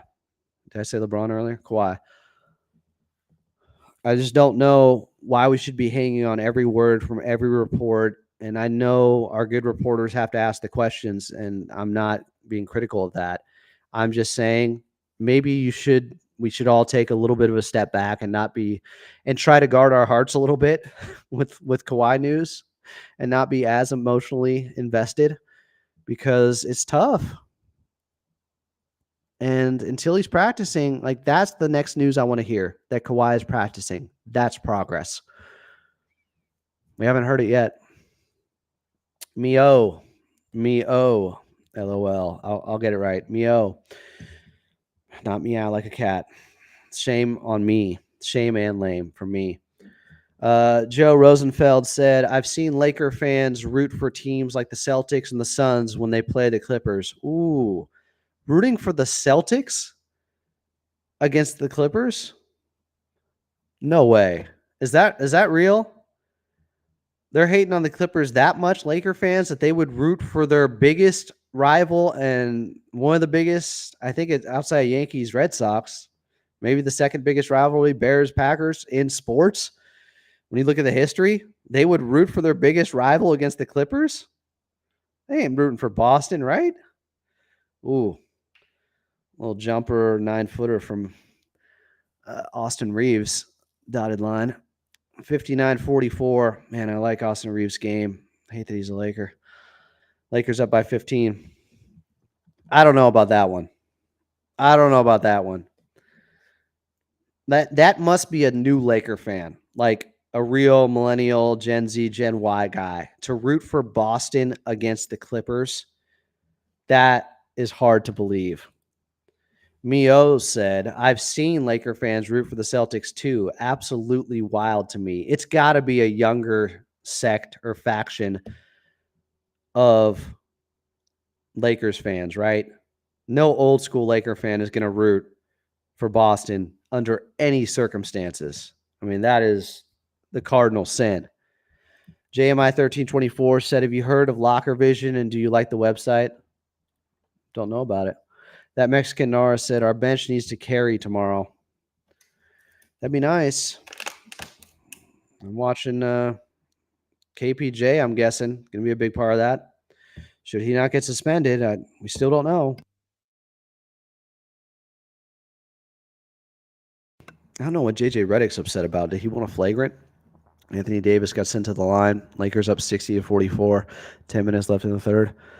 Jeffrey Beltran said, it's our year, Adam. I don't see any of these teams hanging around while the great Jordan Miller is on the court. I think this is tongue-in-cheek. I just hope Jordan Miller can get on the court. If you know Clippers talk, you know my position. I don't see how in a year like this you can afford not to develop someone like Jordan Miller and see where his ceiling is. Oh, my God. Austin Reeves just got an offensive rebound off a miss by Anthony Davis at the free throw line, and then he got fouled. He just absolutely outworked. I think it was Jaden McDaniels. Wow. Lakers playing with some heart. Yeah, I went around Nas Reed. This is annoying. I'm telling you guys, if healthy, 50-win team, don't like it. Jordan Miller, I like it when he's on the floor. I need him to be on the floor. I mean, game one on the floor. I'm not willing to wait. There's too much potential. And if you have a guy that can help you win now while still developing the best of both worlds, then he's got to play. I know it's not an easy decision to make, though, because you guys will say, well, who's sitting then? And I can't tell you. That's up to Coach Lou. Anthony Edwards, far side corner 3, Minnesota down by 13. I can't tell you. I have some ideas, but I don't want to look like Rui Hachimura. Little bounce pass on the right block, and he threw it down immediately for a right-handed dunk. This guy's working in the post like a demon tonight, Hachimura. That is concerning. He looks different in game one this year. Someone put in some work this summer. Is it Amir Coffey who has to sit then? Is it, I don't know, a starter getting less minutes, Nico Batum, a vet like that sitting out some games? You have to find a way to implement and integrate young talent and let it develop. Anthony Edwards just absolutely put AD on skates and blew by him, but there could have been a rear view contest, and he wasn't able to get it to go as he lost it out of bounds underneath anyways, but it was quite the dance move. Dancing on him. Lance will make you dance. Also, Anthony Davis. Bonesaw, who had the cryptic tweet earlier about Brian Seaman that I still don't know what he was trying to say. He's saying Ivica Zubac will be the first sub tomorrow so he can play with the second unit. It's either him or Norman Powell. One of them is coming out early. Ooh. Rui Hachimura going up strong against Jaden McDaniels, draws the foul. I thought that might have been a block. Minnesota down by 15, 8:26 left here. Amina Sean said, we just have to deal with what we got right now. Yeah, this is facts. Joe Rosenfeld said, could the Suns be one of the worst defensive teams in the West this season? Bud plays and drop, which forces Nurkic being exposed in pick and roll action. Harden and Norm should be able to eat tomorrow. If Harden is taking mid-range stuff. James Harden, the mid-range part of his game has been a little bit lost the last few years, coming out of his days with Houston where it had to be a 3 or a layup. I'm interested to see. He definitely took some mid-range shots in the preseason, Harden, and looked better there. The Lakers up 64-47. It's getting worse. It's getting so bad. Bronny's going to get minutes. Minnesota, please do something. Here's the thing. How bad do you think the Suns were defensively last season? I got a question. Where do you guys think the Suns were ranked defensively last year? Let's do a little call response here. I said it earlier on the show, DiVincenzo 3 with Shane Young, 64-50 Lakers. But where do you got them at defensively last year? What would you assume the Phoenix Suns were under Frank Vogel? Give me a number, because I think it might surprise you. JMI1324 said, what's your thoughts on the new City Edition jerseys this year? Some of them look better than the mock-ups. I mean, the fan jerseys, the fake jerseys that are out there. I like the light blue Clips jerseys. I like them more than last year's because I like light blue. I mean, it's a beautiful Chargers powder blue color. Who doesn't like that? If you want to, Anthony Edwards just blew by AD again, but couldn't get it to go on the left side. LeBron in transition versus DiVincenzo. Thought he was trying to draw the foul. Looked for the referee. Couldn't get the layup to go. It was a bit of a flop. DiVincenzo don't play that. Back the other way. Gobert swatted out of bounds by Anthony Davis, who lets out a primal scream, as Brian Seaman would say, staring at the crowd. 64-50. Lakers still up. Minnesota's basketball inbounded on the baseline. I like the new City Edition jerseys quite a bit. Quite a bit. Should I pop them up for you? It's kind of a visual here, especially if you rank them amongst the other city editions that are out there, like the Clippers did all right. They really did, guys. Some of these city edition jerseys, including the Los Angeles Lakers ones, are an abomination. Honestly, I don't know what Nike is doing. They are awful. I can't stand how some of these jerseys look. I don't know what team I'm looking at. Have you guys seen this stuff? So here's the Clippers. I like this. What's not to like? Some people don't like the font, but I'm okay with it. And this color blue, well, it's not one of their primary colors, obviously. That's what city editions are. It's an alternate jersey. It's nice. Now, can I find the rest of the NBA city edition jerseys? That might be a nice little tangent here. A little sidebar. Guys, some of these jerseys, like I said earlier, avert your eyes. Some of these jerseys are so bad. Now, it's crazy to me that some of the fans who put together better jerseys than Nike did with some of these things, with some of these faux jerseys that don't really exist. Like, I can't believe, how is Nike messing up this bad? Like, I thought Nike was it. It was when I was a kid. Some of this is just they're trying too hard to come up with something new, obviously, as I'm just trying to find the NBA, every NBA City Edition jersey for this year. Okay, we can go through this, guys. I got it. SB Nation is the website. It's going to hook me up here.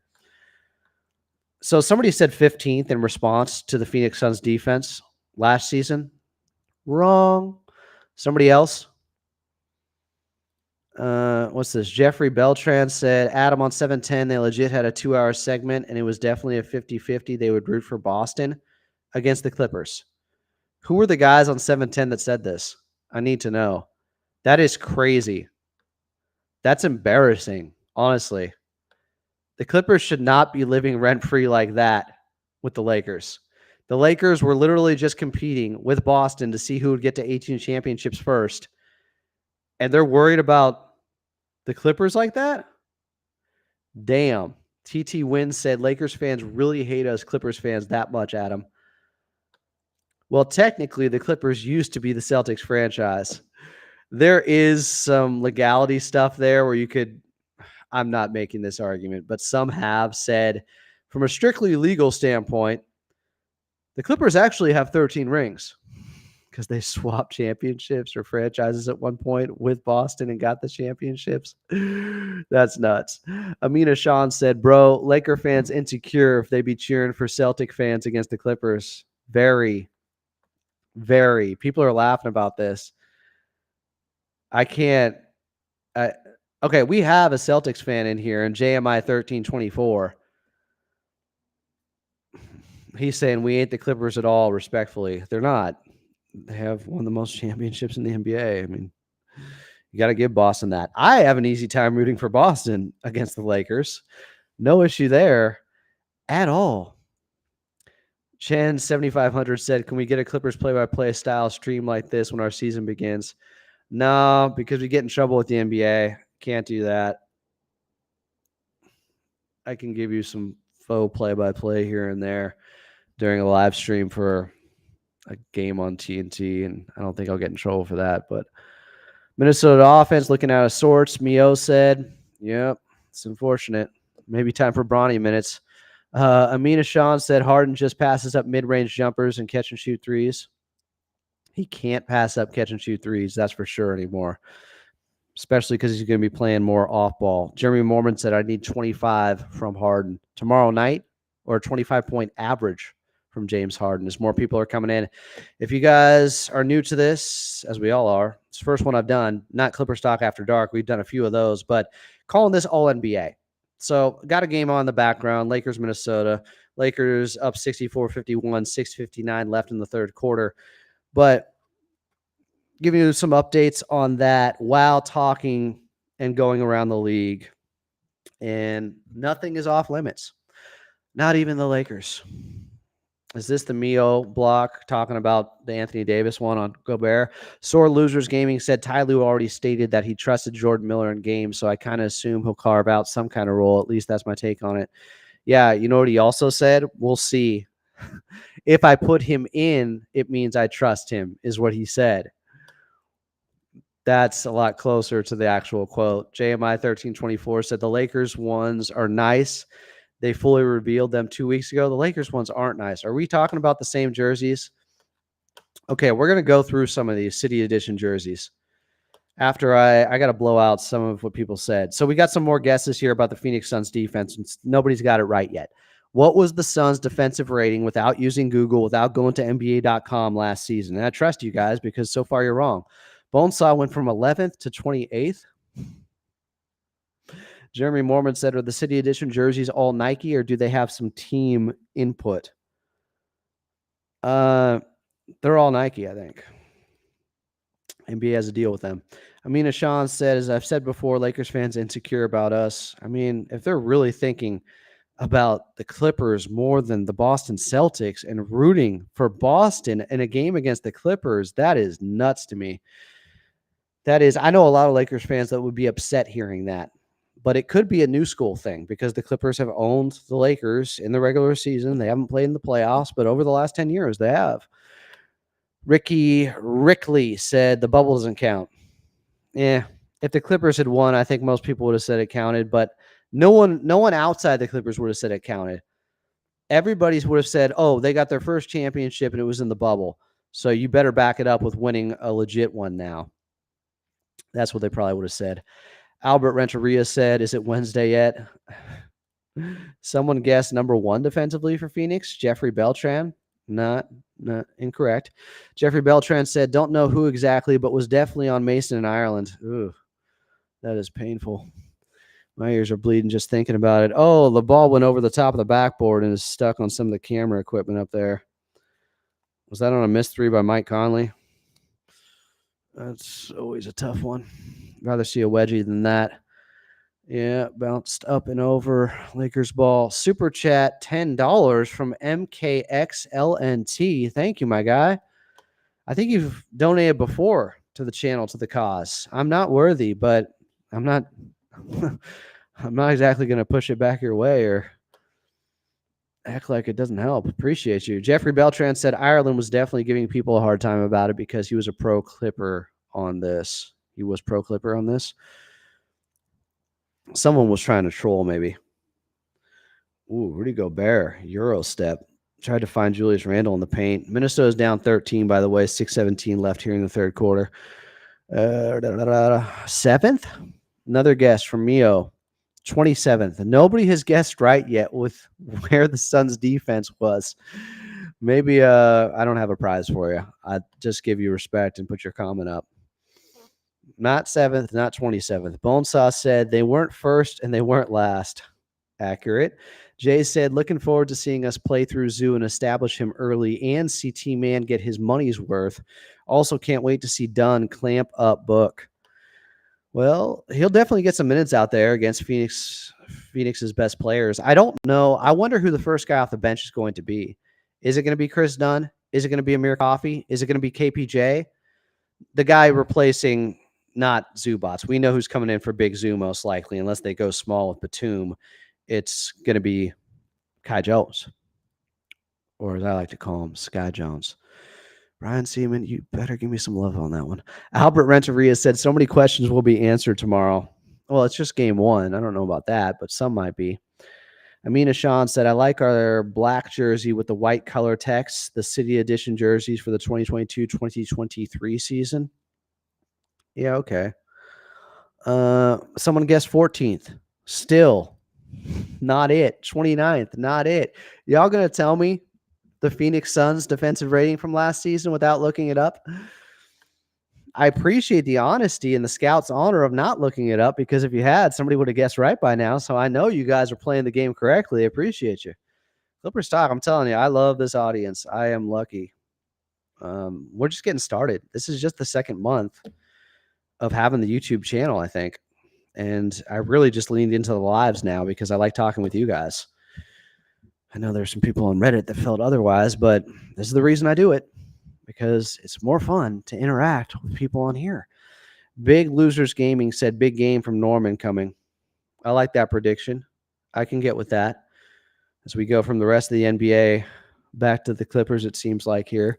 Jeffrey Beltran said that was a typo. Didn't mean to say Suns number 1. Were you going for 11? TT Wims said, I think Zoo gets first basketed into it, Dome. Not a bad call. Dump it down to Zoo. Or maybe pick and roll, Zoo rolling to the rim for a lob that he catches from James Harden. JMI 1324 guessed twice. You can't guess twice. You got to pick one or the other, my guy. Renee Z said 12th, not 12th. Phoenix Sun, not 12th. Nobody's got it yet. Nobody's got it. If we beat the Suns on opening night without Kawhi, we're going to be trolling the Suns so hard. LMAO. Laughing my ass off. Yeah, I think you're right about that. Ooh, nice interior passing by Minnesota. Jay McDaniels dunk on the left block. Minnesota back to within 11. 4.5 minutes left in the third quarter. Let's make a run, boys. Anybody playing the Lakers, I'm rooting for. Like, there's no question. If the Lakers fans are actually rooting against the Clippers, even if the Clippers are playing Boston now, there's no team out there that I could say that was playing the Lakers that I would root for the Lakers in a game. Unless maybe there were some playoff implications on the line and I had to root for the Lakers. But even then, I don't think I could do it. Sore Losers Gaming says 9th. They're not 9th. You can't get it. You can't get it. Bonesaw said bow legs. What are you talking about? X Mongo Project said, how about that Clippers rosters pick looking like a high school yearbook? Where's that at? Where can I find that? I want to put it up here. I'll show you guys. We'll get to the City Edition jerseys in a second here too. Maybe we'll go through all of them and you guys can say yay or nay, because I think there are a lot of bad ones, and the Clippers, they got lucky with their design from Nike. TT Wim said, well, in the words of Norm, I'm a starter. So go Norm and Clips. Yeah. Mio said Gobert facilitating. Gobert had a couple of nice dishes on the interior. Jay said, and that's kind of something they're going to need if he and Julius Randle are going to be out there together. They got to be able to pass big to big, longsword, as VTB would say. Jay said, player to watch, Stormin, Powell. I'm with that. Will we see a new Powell Rangers lineup tomorrow night? A closing lineup with Norm?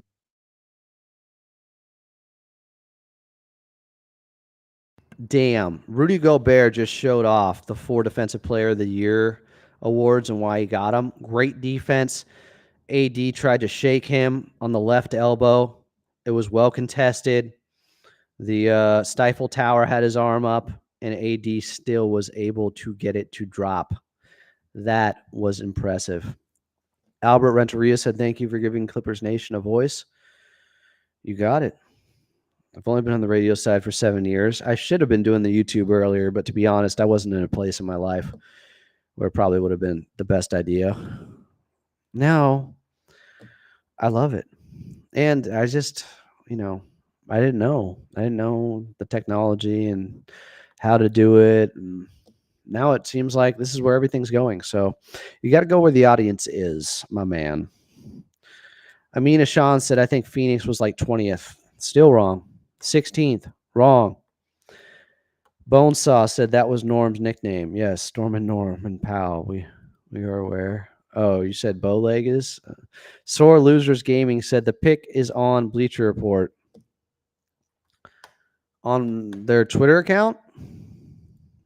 I want to Bleacher Report, Clippers. I'd love to be able to find it.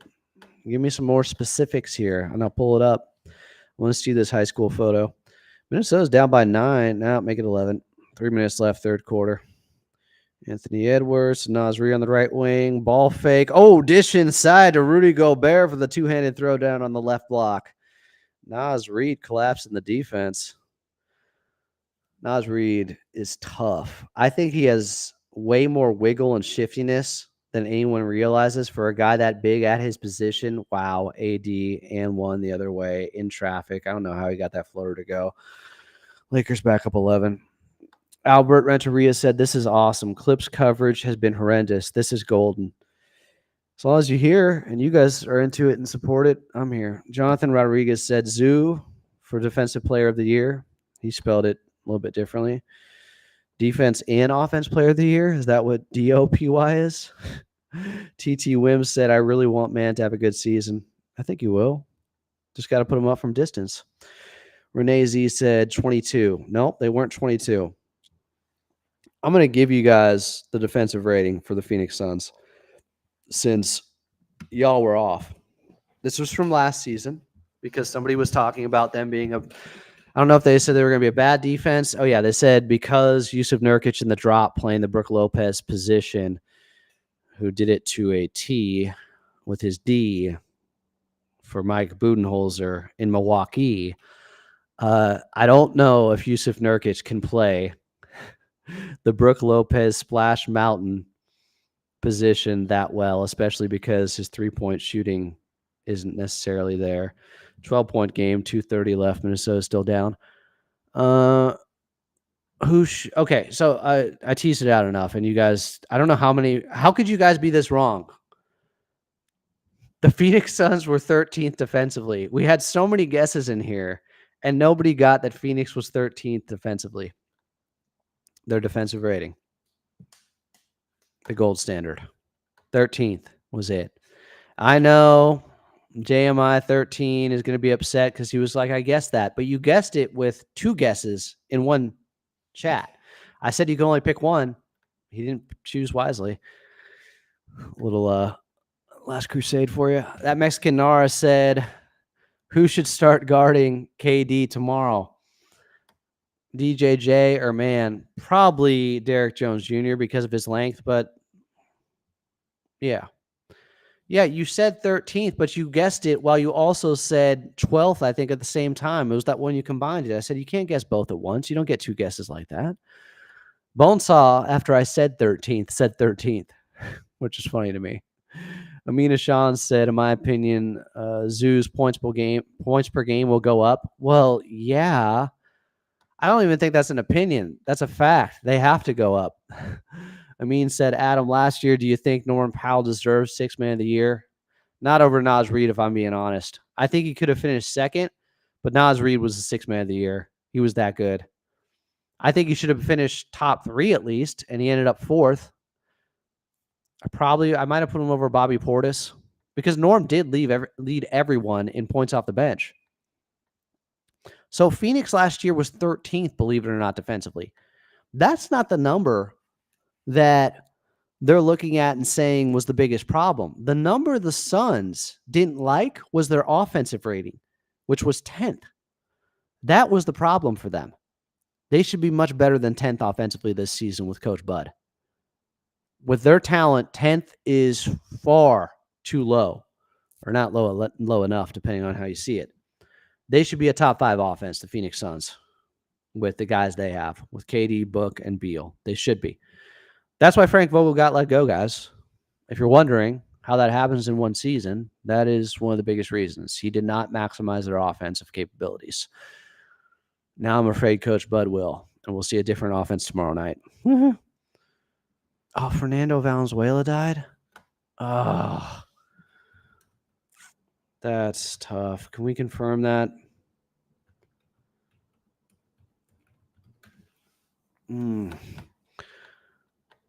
What was the call from Vince Scully? If you have a sombrero, throw it in the air. Yeah, he passed away at the age of 63. We knew he had some health problems. Oh, that's sad. Tough. Dodgers open things up Friday against the Yankees in the World Series. A bunch of people now saying I said 13th. You said okay. I'm gonna have to post it. JMI 1324 keeps saying he said 13th. Yeah, but you said 13th and another one at the same time. You didn't get to guess both, my guy. I said it's got to be one or the other. Link, pick, or it didn't happen. Here's where you said it. You said 13th or 12th, dude. You don't get credit for both. You had to pick one. The receipt master just called you out, JMI 1324. I'm sorry. I tried to catch Shane Young in real time during our interview earlier on a receipt, and it somewhat blew up in my face. I was like half right. Maybe it didn't blow up in my face, but it wasn't as damning as I thought it was going to be because I thought he compared. Well, you guys got to listen to that episode. I'll tease it out. Did I gym today? I ran 5 miles right before I joined you guys. Yeah, RIP Fernando Valenzuela. That's tough. Oh, look who didn't like the receipt. He's trying to laugh it off now. I told you, my guy. You had to pick one. You said 13th or 12th. Don't get both like that. TT Wim said, as a Red Sox fan, go Dodgers. As a Giants fan, go Yankees. So that's kind of one of the themes tonight. If your arch rival is playing somebody, wait a second, is Bronny back out there? No. If your arch rival is playing, Gabe Vincent's out there, who played 11 games last year for the Lakers. Number 7. If your arch rival is playing somebody else, like, the way to know who you hate most is who you're rooting for in games that don't include your team sometimes, right? Like we just saw, as a Red Sox fan, go Dodgers because they hate the Yankees. As a Giants fan, go Yankees because Giants fans hate the Dodgers. That's where I'm coming from. And apparently, there are some Lakers fans out there. Ooh, Anthony Edwards, tough follow-away 3 in the far side corner over Anthony Davis. 10-point game, minute left in the third quarter. There are Lakers fans that when the Clippers are taking on Boston, they are rooting for Boston. That is wild to me. They have to be young fans. Ooh, reverse layup by Anthony Davis, rejected by Naz Reid. Back come the Minnesota Timberwolves. Near side, corner 3. DiVincenzo couldn't get it to go in the corner pocket. Rebounded by Julius Randle. Back up. Oh, drew the foul in traffic against Jackson Hayes. He'll go to the line for 2. Minnesota can get it down to 8 right now with 49.5 seconds left. Third quarter action. RIP Fernando Valenzuela. As much as Giants fans don't like the Dodgers, like, RIP. That's tough. I wasn't young enough to really watch him do his thing in his prime, but he created a lot of new fans in this city, a lot of new Dodger fans. I know that. Fernando Mania was real. Proboli said, how early do you usually arrive at the arena before a game? Usually 3 hours before tip-off. Pre-game is 1 hour before tip-off. So 2 hours before pregame, 3 hours before tip-off. But now that it's the Intuit Dome, Julius Randle just missed both free throws. I had to give a t. That's just annoying. Minnesota, we were rooting for you. We were all rooting for you. We could have cut it to single digits. Ooh, DiVincenzo, a fantastic defensive play, knocking it away from LeBron James. Steal up ahead. McDaniels try to pass it inside, knocked away, and the Lakers get it right back into the hands of Connect. Up ahead once again to LeBron, and DiVincenzo steals it away. Woo! Dante DiVincenzo, little defensive inferno right now. Put back by Naz Reid, and it's an 8-point game. Things are getting interesting at Crypto. But the Clippers don't have to play anymore. Sal said, rip Fernando, go Dodgers. TT Wim said, yes, and never Lakers or Suns or Mavs for me. Okay, but what happens? Who do you root for when the Lakers are playing the Suns? Or the Suns are playing the Mavs? Or the Mavs are playing the Lakers?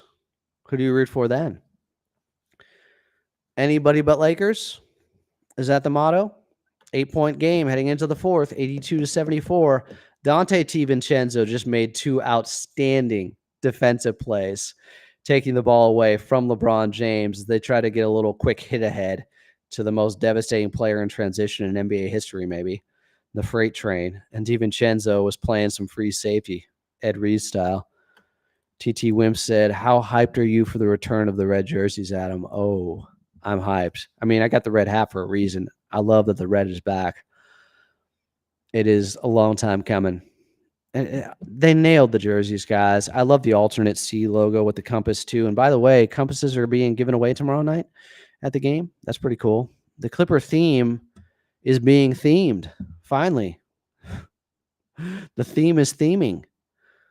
What a Clipper ship is, what it means to be a Clipper. Make waves. They're really leaning into their identity finally. Love seeing this. Wims did say, yes, anyone but the Lakers. Am I going to miss Staples and crypto? I don't know. I've been going there for a while. Last 7 years with the Clippers. Maybe a little bit. But I don't really think about it when I'm into it, Dom. I got to be honest. Jeremy Gonzalez said, where is Rob Dillingham? Do I get free merch? I have in the past. I bought this one at the new store, the flagship store. I've been hooked up. I don't know if as much as Carlo, my guy, doing all those videos, promoting the flagship store. What is Carlo doing? Should I try to get him on tonight? Is it just one of those things now where I'll just stream for like 4 hours? I used to watch this summer on YouTube, and maybe this planted the seed, but when all the beef was going down between Drake and Kendrick, and there was a diss track coming out every few hours, it felt like, I forget who the guy was, but I would watch a YouTube stream, and it was a big rap stream, and I'd sit there for like 6 hours having it on in the background, just hearing analysis for Not Like Us, or one of the Drake ones, or Meet the Grams. I was really into it. So I guess YouTube can work that way. Wim said, "Sail, ship, sail" is a great Clippers motto. JMI 1324 said, yeah, get him on. All right, I'll text Carlo. I'll say you guys are putting the pressure on him. Is that cool? Am I allowed to make it seem like you guys are the ones? I don't care, but no, I want him on. Let's see. All right, Carlo, I'll do voice to text here. Hey, I'm doing a live stream right now, and the chat wants you to join. What are you doing? Are you busy? Can I show you guys? You up? Sal said, hell yes, bring them on. Oh, I still had voice to text. All right, the text has been sent at 8:58 p.m. Pacific time. We'll see what Carlo Jimenez is doing. I just like the spontaneity. I like the adventure aspect to it where anything could happen during a live stream. I think that's why you guys are here. So I don't know if I can do standalones anymore. I'm addicted to the lives. Go Wolves, yes.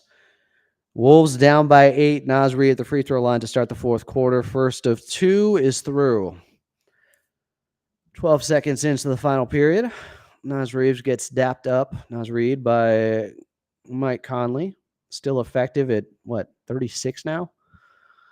Second of 2. Ooh, bounces around and in. A friendly roll for Naz Reid. We got a 6-point game here, boys. Clipper Nation. Naz Reid with 9 points. 82-76. Lakers up with 11:30 left in the fourth quarter. LeBron out there with Rui, Jackson Hayes, D'Lo, and Connect Gang, as LeBron gets the and one going down the left side. Seen it a million times. Some call him Bettis because of the stiff arming, and the offensive fouls don't often get called. It was kind of a ticky-tack call. Went straight down the left side of the lane. Rudy Gobert got the roll, got it to go, heads to the line for one. Big play. I know you guys want Carlo. I'm trying. Would you ever funnel your live streams through to Twitch and Kick so you are covering all live platforms at the same time? I don't know. Isn't Twitch for gamers? I am a old school gamer. We got a response from Carlo. Oh, bad news. Shoot, I'm at dinner right now, but tell them I can't wait to talk to them tomorrow. It's going to be reversed. At least I got a quick response from this guy for once. He's the only millennial or Gen Z or Gen Y who's not on his phone all the time, even though he shoots out TikToks. Sorry, guys. Carlo's not coming on. Ooh, oop from Mike Conley to Rudy Gobert, who went way upstairs. Arms halfway up the backboard on the left side to throw it down. 85-78. think we're back in business. 11-point game, fourth quarter here. Minnesota chipping away. Lakers back with the basketball. LeBron on the left wing. Holds it down low. Has Reed on him. Backs it up. Still on the left wing. Now drives. Gets to the mid post. Fall away. Can't get it to go. Try to get the foul. Falls to the floor. Minnesota basketball. Left to right up ahead of McDaniels. McDaniels near side. Corner three to Naz Reid. 3-ball. Corner pocket. 4-point game. 10:30 left in the fourth quarter. Don't come after me, NBA. I'm like that. Amin said, sad. Oh, you guys are sad about Carlo? I'm sad too. But he said he can't wait for tomorrow. Amin said, I won't be able to watch the whole Clippers and Suns game as my dad turns my TV off at like 9:20 p.m. here in Canada. William Blast always starts with Peace Adam, which makes me think he's leaving. But that's actually his greeting. I like what I'm seeing. Minnesota back up in it. 6-point game. No, that's a 4-point game now. 9:20 is very specific. What is that referring to? Be more specific. Am I missing the boat? MKXLNT said Clippers talk is far too cool for Twitch. Guys, I'm just getting used to figuring out the YouTube. Let me just do it here. I mean, you're here. Everyone has YouTube. Why do I need to be on Twitch? Amina Sean said, I'm 17. Got to focus on school too. What's up, Amin? Sometimes I forget how young people could be in here.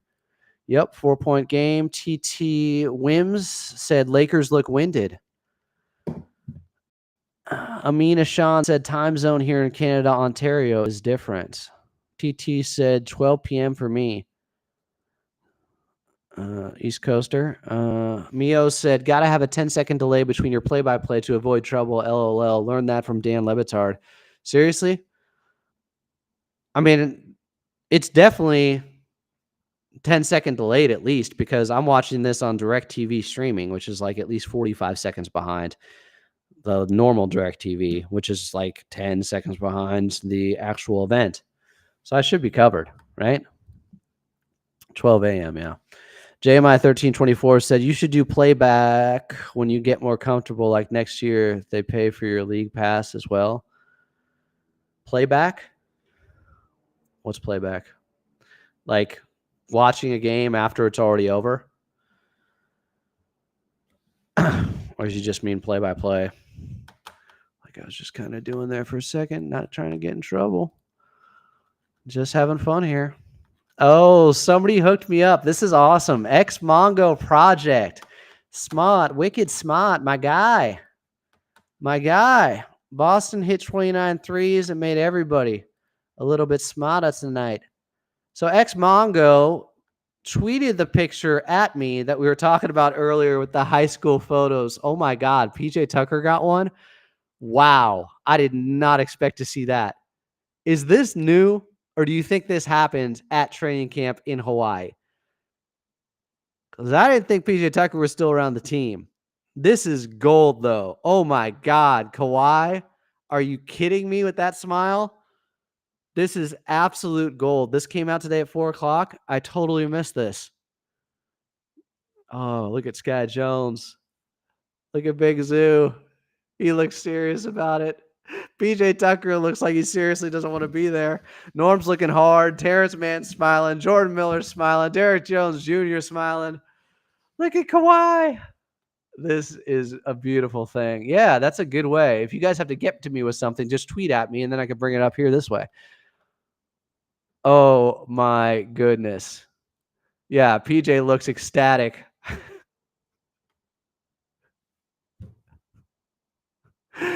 That guy looks like he was fulfilling some contract obligations at the time. That's why you get paid the $11 million. This had to have happened right before today. Like, it must have taken place in Hawaii. How is PJ still in this? I am in awe. The Kawhi smile is too good. Amina Sean said, LMAO, they should have the picture from all Clippers players when they were in high school. Yeah, I would need a side-by-side. Somebody could find easily a Kawhi one to match this up against. Ooh, a little runner for Conley. Couldn't go. Offensive rebound, Gobert. Back out to McDaniels. McDaniels working on the right elbow. McDaniels, cross-court pass, far side corner. Woo! And we have a travel. 85-81, 9:49 left here in the fourth quarter. I need the Wolves to come back and win this.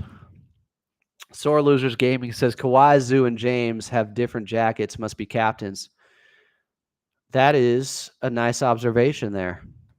Jeremy Mormon said, astute observation. PJ looks like they just informed him that the other 29 teams said they aren't interested. You're cold with that. Albert Renteria said these look like yearbook picks. Yeah, exactly. I think that's what they were going for, guys. Kawhi, fun guy smile, though. So funny. Oh, my gosh. It's too good. I love him. He's my favorite player. Get healthy, Kawhi. Kawhi is happy you don't got to hear PG beg him to be on the podcast. Ooh. He never came on, did he? Did Kawhi ever come on Podcast P? Do you guys remember? I don't think he did. DiVincenzo coming into the ball game. I think for Nickeil Alexander-Walker. For Nah. I like this move. Chris Finch knows ball. DiVincenzo's energy is great, but he just lost D'Lo, who got a little runner in the lane to go as he had a rear view contest, but ended up uncontested. Lakers up 87-81. 9:23 left. Anthony Edwards penetrates, kick out. Conley, near side corner, three, rims in and out. Lakers basketball. Frustrating. JMI 13-24. D'Lo's cooking. He just scored again as I turned my head back to you guys. I don't like that. Now I'm frustrated. Yeah, people are saying those are the captain's jackets. As I take down the shot. Oh, my God. Someone just shot behind the backboard. I hope that was blocked. Mike Conley Jr. was from the far side corner. I think Jackson Hayes got a piece of it, and it went behind the backboard on his three-point attempt. But if it was blocked, it's out of bounds on the Lakers. And I think Minnesota's arguing that. Let's see. Hayes, he got a piece of it.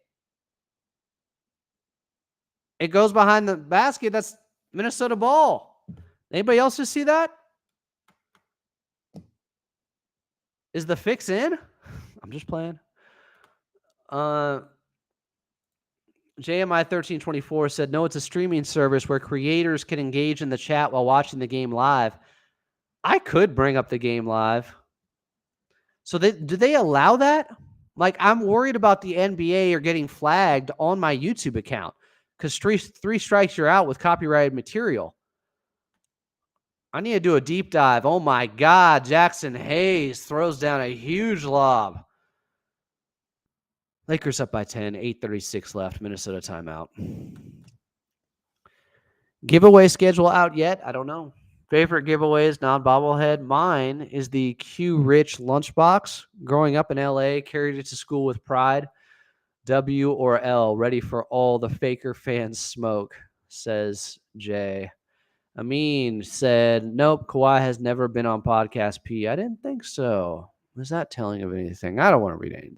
I mean, it's telling that Kawhi, it's not his thing. I mean, he came on with Serge Ibaka on his cooking show. Jay said, Clips duffel bag was nice last season. Yeah, give me some of the good giveaways. I'm still, the Kawhi Black Panther bobblehead is one I have that I love. I'll grab it.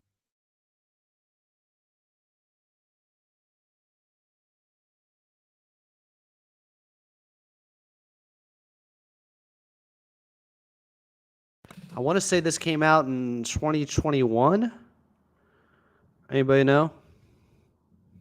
I actually didn't get it that night. I was late with it. Normally, I mean, they give them to us, but it was a hot ticket item, so I went on eBay and bought it later. It wasn't some crazy gray market upcharge. That's one of my favorites.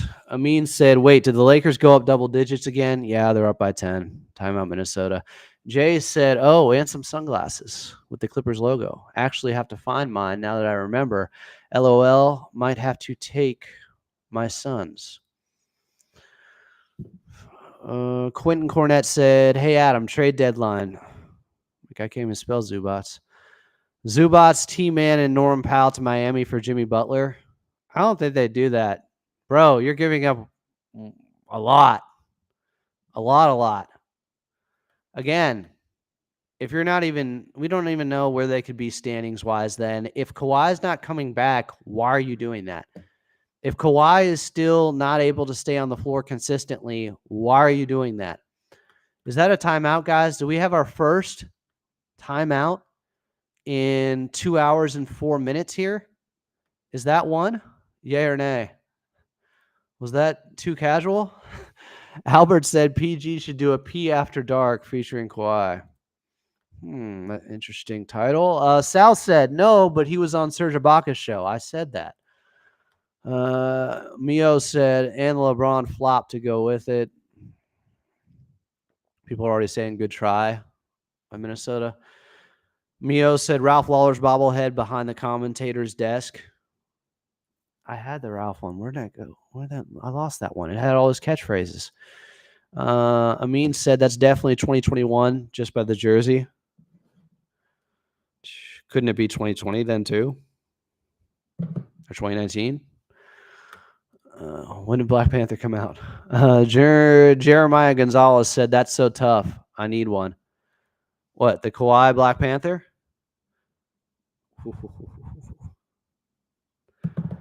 Lakers get bailed out every time, says Jeffrey Beltran. Albert Renteria said Redick is feisty out there. What else did you expect? Amin said, bro, the Zoo and T-Man disrespect is crazy. Crazy. I'm open to muting this guy. Ooh, bucket. Anthony Edwards. 3-pointer on the left wing as he's back tapping or let's see. Yeah, 91-84 now. 8 minutes left in the fourth quarter. That was a big shot out of the timeout. Ant-Man. Speaking of Black Panther, we got Ant-Man on the TV right now. I love him. Minnesota has one. That's the guy. I don't want to bring up this type of conversation, but that's the guy everybody will be after in the summer of 2030. When can he be a free agent? I mean, he'll be restricted first so they can match any offer, but Anthony Edwards, a transformative talent for any franchise. Oh, just went past LeBron, but missed the scoop layup. Oh, he was dancing. Now a near side corner three from Ant. Well short. Damn. Mute him. We got to mute. People don't like that trade for Jimmy Butler. We at least have one mute. Someone else is saying timeout. I think that's the same thing. I don't think they were talking about Minnesota taking the timeout. They were talking about putting this guy in a timeout. To mute or not to mute? We had a mute apocalypse the other night. That is the question. Quentin Cornett. See, my thing is I want real conversations with some realistic basketball talk, some high-level stuff so we can make each other smarter. I don't know if this falls into that category, but it also might not be a mute violation. Like, if you just go contract-wise, okay, Zubac's about $20 million, Terrence Mann is $16, Norman Powell, $19. What's Jimmy Butler making here? I mean, it might work contract-wise, but you're giving up all of that for 34 going on 35 Jimmy Butler, I think, by the end of the season. Yeah, he's making $48 million. So maybe he put that in the trade machine and it makes some sense. Lakers would still, the Clippers, as I watch the Lakers, would still have to get something back here, I would think. Renee Z says, one game in, Minnesota don't look good as far as I've seen. Oh, yeah, that's it. They're cooked. Season over. Oh, Anthony Edwards stepped through. Couldn't get it to go, though. Couldn't get the finish once again. 6:52 left. Lakers up by 8, 92-84. He's having to work far too hard on some of these. Mute. Horrible trade idea. It wasn't even realistic. All right. Too many mutes. Sorry. Quentin. This guy. Cornette. Too many people. I didn't decide your fate. Others did. If 5 people are like, hey, mute him. Mio says it again. Yeah, Jimmy's injury prone. And why are you giving up that much if you don't even know if Kawhi can stay healthy? Guys, the only reason that you should double down or triple or quadruple at this point in this era would be if Kawhi could show you that he's staying healthy. And I don't know what that would take at this point because he played 68 of the first 74 games last season and then still wasn't available for the playoffs, unfortunately. It would take a lot, like making it through a playoff run before anyone would be convinced Kawhi is okay. And they should really try to create a championship contender again with him. Damn, Anthony Davis just blocked DiVincenzo on a 3 in the near side corner. That is all world unicorn stuff with that defense. Mute him and then mute him again, says Bonesaw. Jeffrey, mute. Y'all are cold-blooded. Harsh. Oh, speaking of Anthony Edwards, another 3, 93-86. How did he get loose there? Is anybody else's TV glitching, or is it just mine on TNT right now with 6:20 left? Lakers up 93-86. Ant is putting Minnesota on his back. This is a continuation of that playoff run by him. Ooh, AD, tough fall away from about 8 feet out on Julius Randle. That was really well defended. Didn't matter. Lakers back up by 9. 6 minutes left, fourth quarter. Ant on the right wing. Now has Anthony Davis on him on the switch. That's the guy they want. He dances. He drives. Pull up just inside the right elbow. Can't get it to go from about 11 feet out.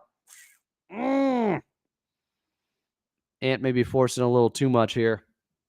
Lakers are playing the odds. He's got a couple to go, but he's also missed 3 or 4 shots here late in the fourth quarter. Yeah, Ant-Man is him. Is Bonesaw telling me to mute my mic? Is he hating? I can't tell.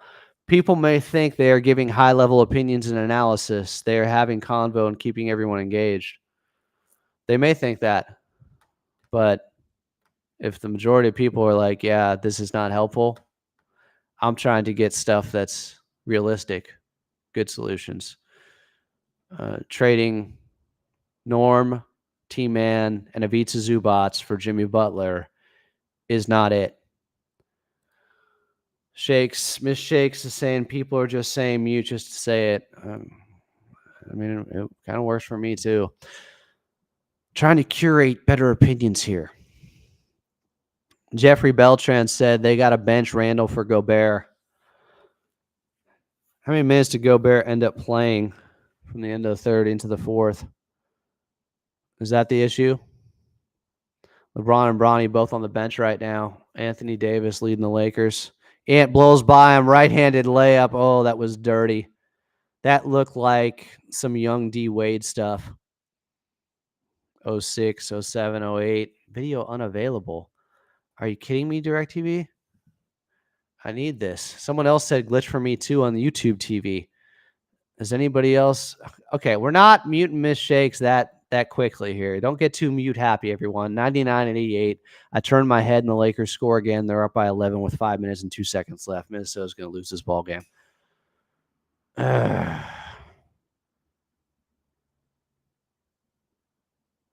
AD to Rui for a fall away at the free throw line is what did it, as I see the replay now.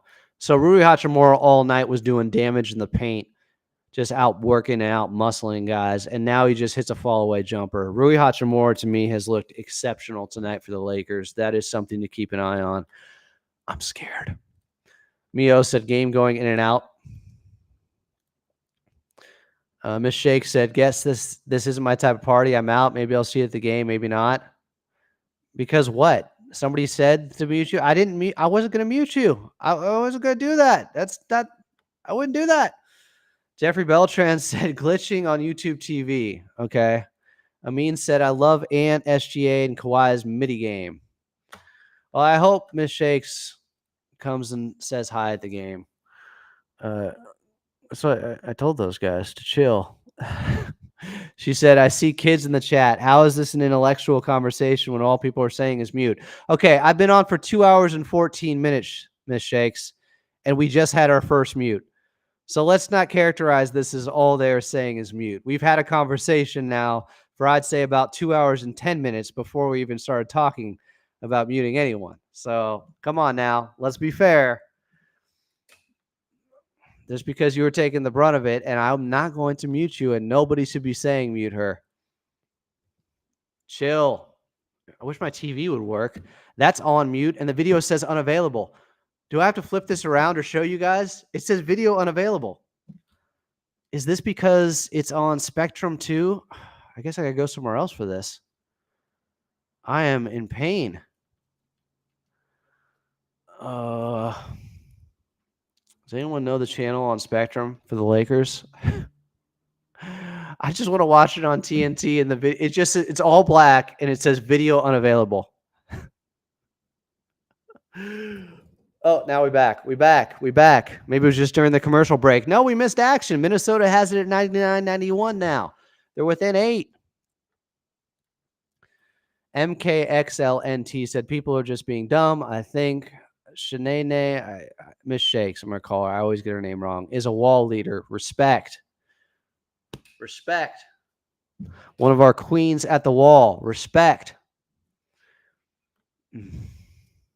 Like, it's the internet. If you're, surprised by anything anyone does in a chat or a forum or on Twitter, I mean, welcome to the internet. It's she says, "Hey, I'm chilling. Yes, I'm a wall leader.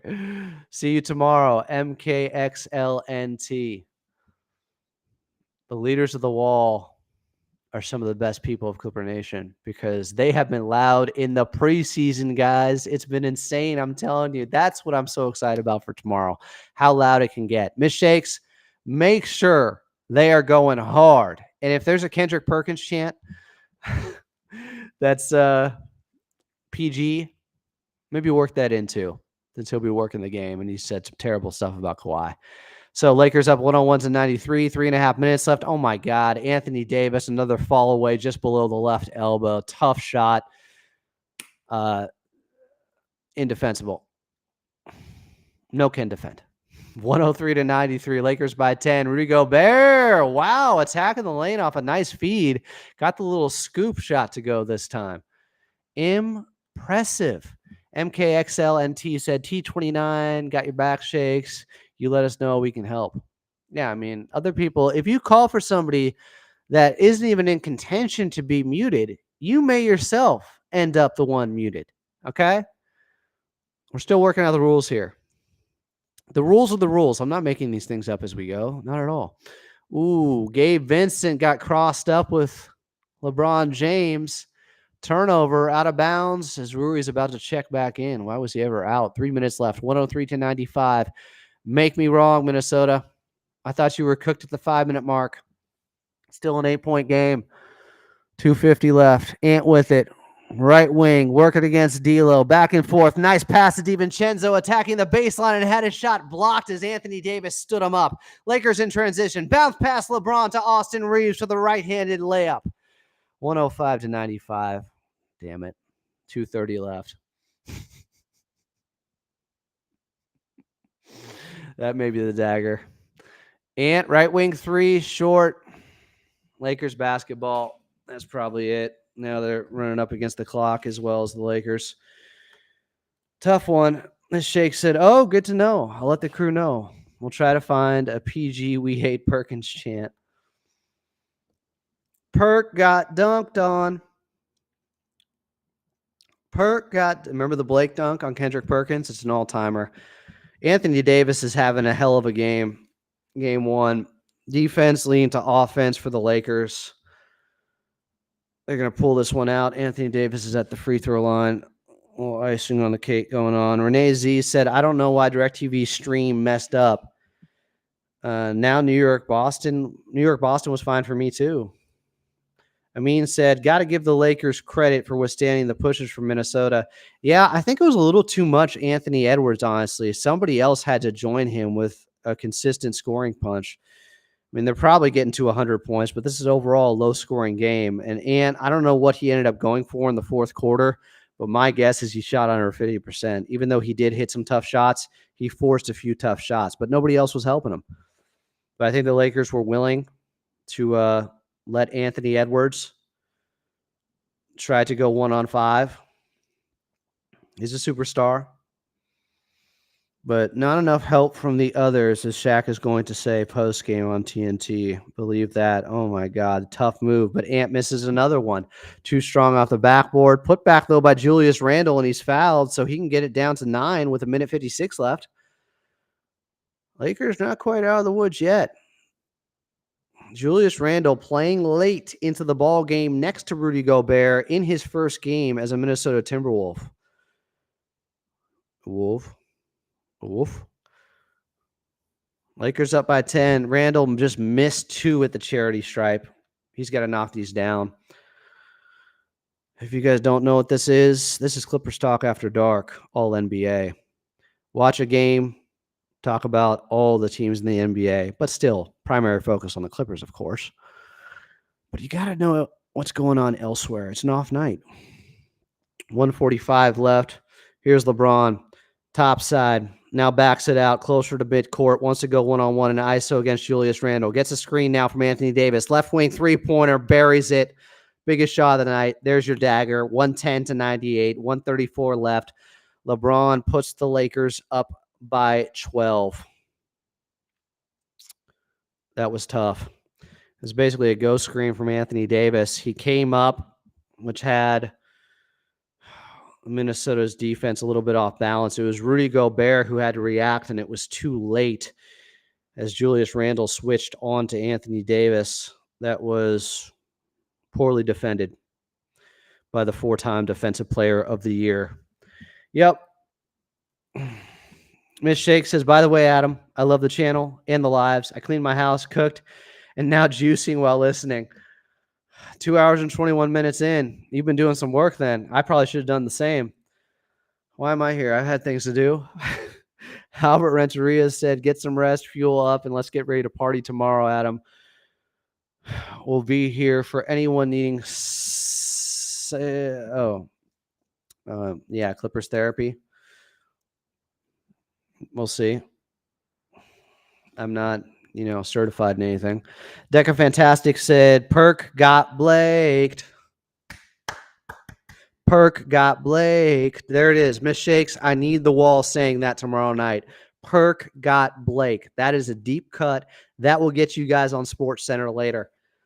Make it loud. Perk got Blaked. That's it.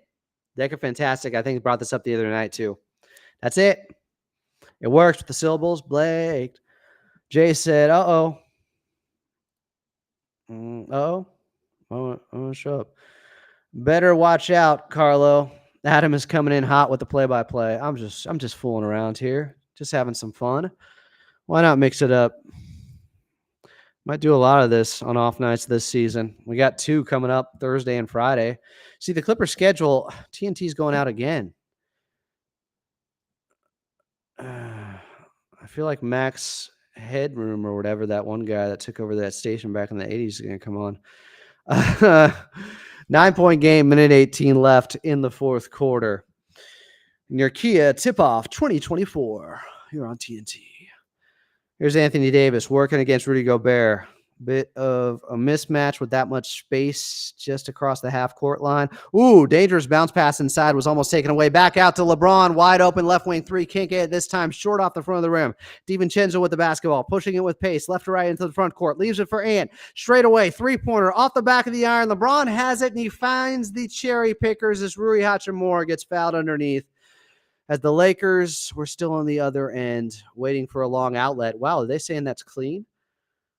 That was off the Lakers? I think so. JJ Redick is hot. A hothead. Not in a bad way. He's just one of those coaches. Okay, they didn't call the foul, but they did say it was out on Minnesota, so the Lakers inbounded it on the near side baseline. Lakers with the basketball, LeBron James with it. Near the Lakers logo at half court, working against Julius Randle between the legs multiple times, behind his back, gets to the free throw line, kick out to Reeves. Reeves fires a long 3, end of the shot clock, can't get it to go. Minnesota basketball trailing by 9, 25 seconds left. And they'll just, was there an intentional foul? No, timeout on the floor. You got Blaked. Somebody had their parlay blown up. Just took a screenshot. Is that legal?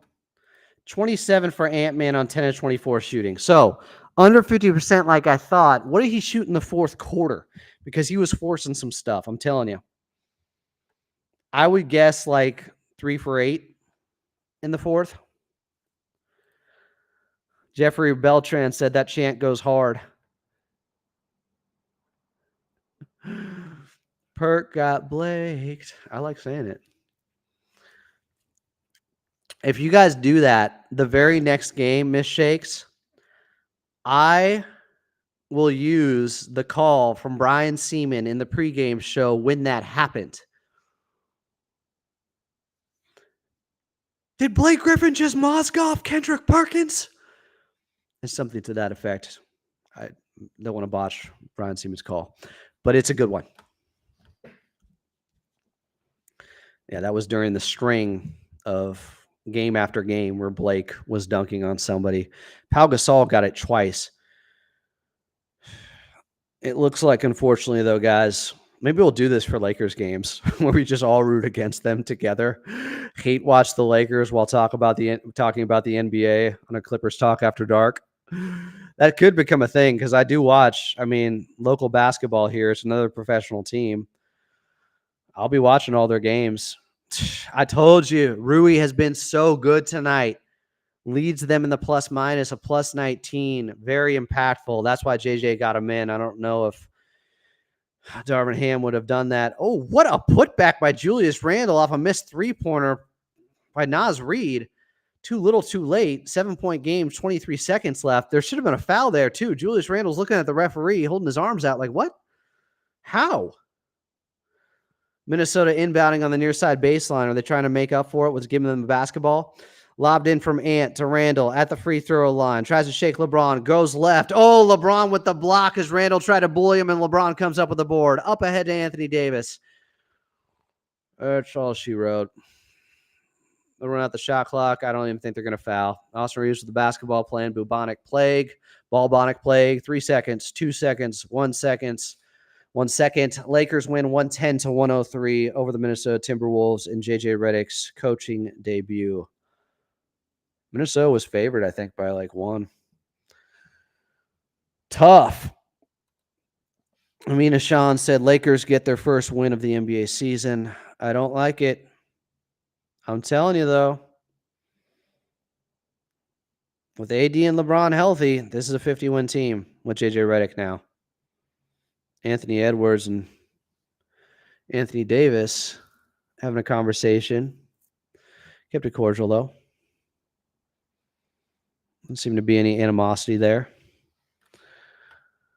Yeah, I just get. That's not even the accurate. See, is this a mute? This is not the accurate final score. 110-101. It's 110-103. Is that a mute? Should we mute Amin? Jay says, "Boo! Lakers won. Boo!" Yeah, it's a top-heavy team. LeBron being interviewed with Bronny now. If their stars are healthy, they're a problem. That's always the key with them. But it's also now, I'm telling you, Darvin Ham had them at a coaching disadvantage. It's not going to happen with JJ Redick. I've been saying it all summer. It was a good hire. Who played better, Tatum or AD? I didn't watch enough of Boston outside of all the threes they rained down. Probably go Anthony Davis because Boston was more of a collective effort. And AD here in the fourth quarter was tremendous. JMI 1324 said no because of internet issues with the stream. I don't know what he's responding to. Amin said, I feel like I'm underestimating the AD and Bron duo. A lot of people are, but, you know, they are old. Well, one's an older player. One's a very injury-prone player. They have a propensity to get hurt. But last season, they both played 70 games. Can that happen again with LeBron turning 40 in December? I don't know. Jeffrey Beltran said, see you tomorrow, Adam. Go Clips. Is this when I should sign off? The Lakers game is over. We're almost at 9:35 p.m. Pacific time. I got things to get ready for. Big pregame tomorrow, starting at 6 p.m. from Intuit Dome. Clippers taking on the Phoenix Suns. Tip-off with Carlo Jimenez at 7. Guys, I appreciate you hanging out. This was fun. I may do this a lot for Lakers games or just alternate off Clippers off nights. Would you guys like that? It could be a good place to hang out and come up with chants like, what is it? Perk got Blaked to plan our attacks for our next game from the wall and how it can be an intimidating environment for the opposition. This could be a good place for that. Jay has a prediction, by the way. Man getting the first bucket with a dunk layup. Could see it. Let's go Clippers. AM 570, baby. We will be on AM 570 tomorrow. FanFest starts at 3, as Miss Shakes has reminded us. Don't forget about the FanFest if you're a part of the walk. Tell me about the walk. I'm intrigued. Tell me about this FanFest. I heard it starts at 3. Shakes, give me the intel. See, this is great. You got, a queen of Clipper Nation at the wall. Is it supporter section you're at? That can help us out and get us ready and primed and rocking for the next game. I know they'll want to know. Why would I even put that up on the screen?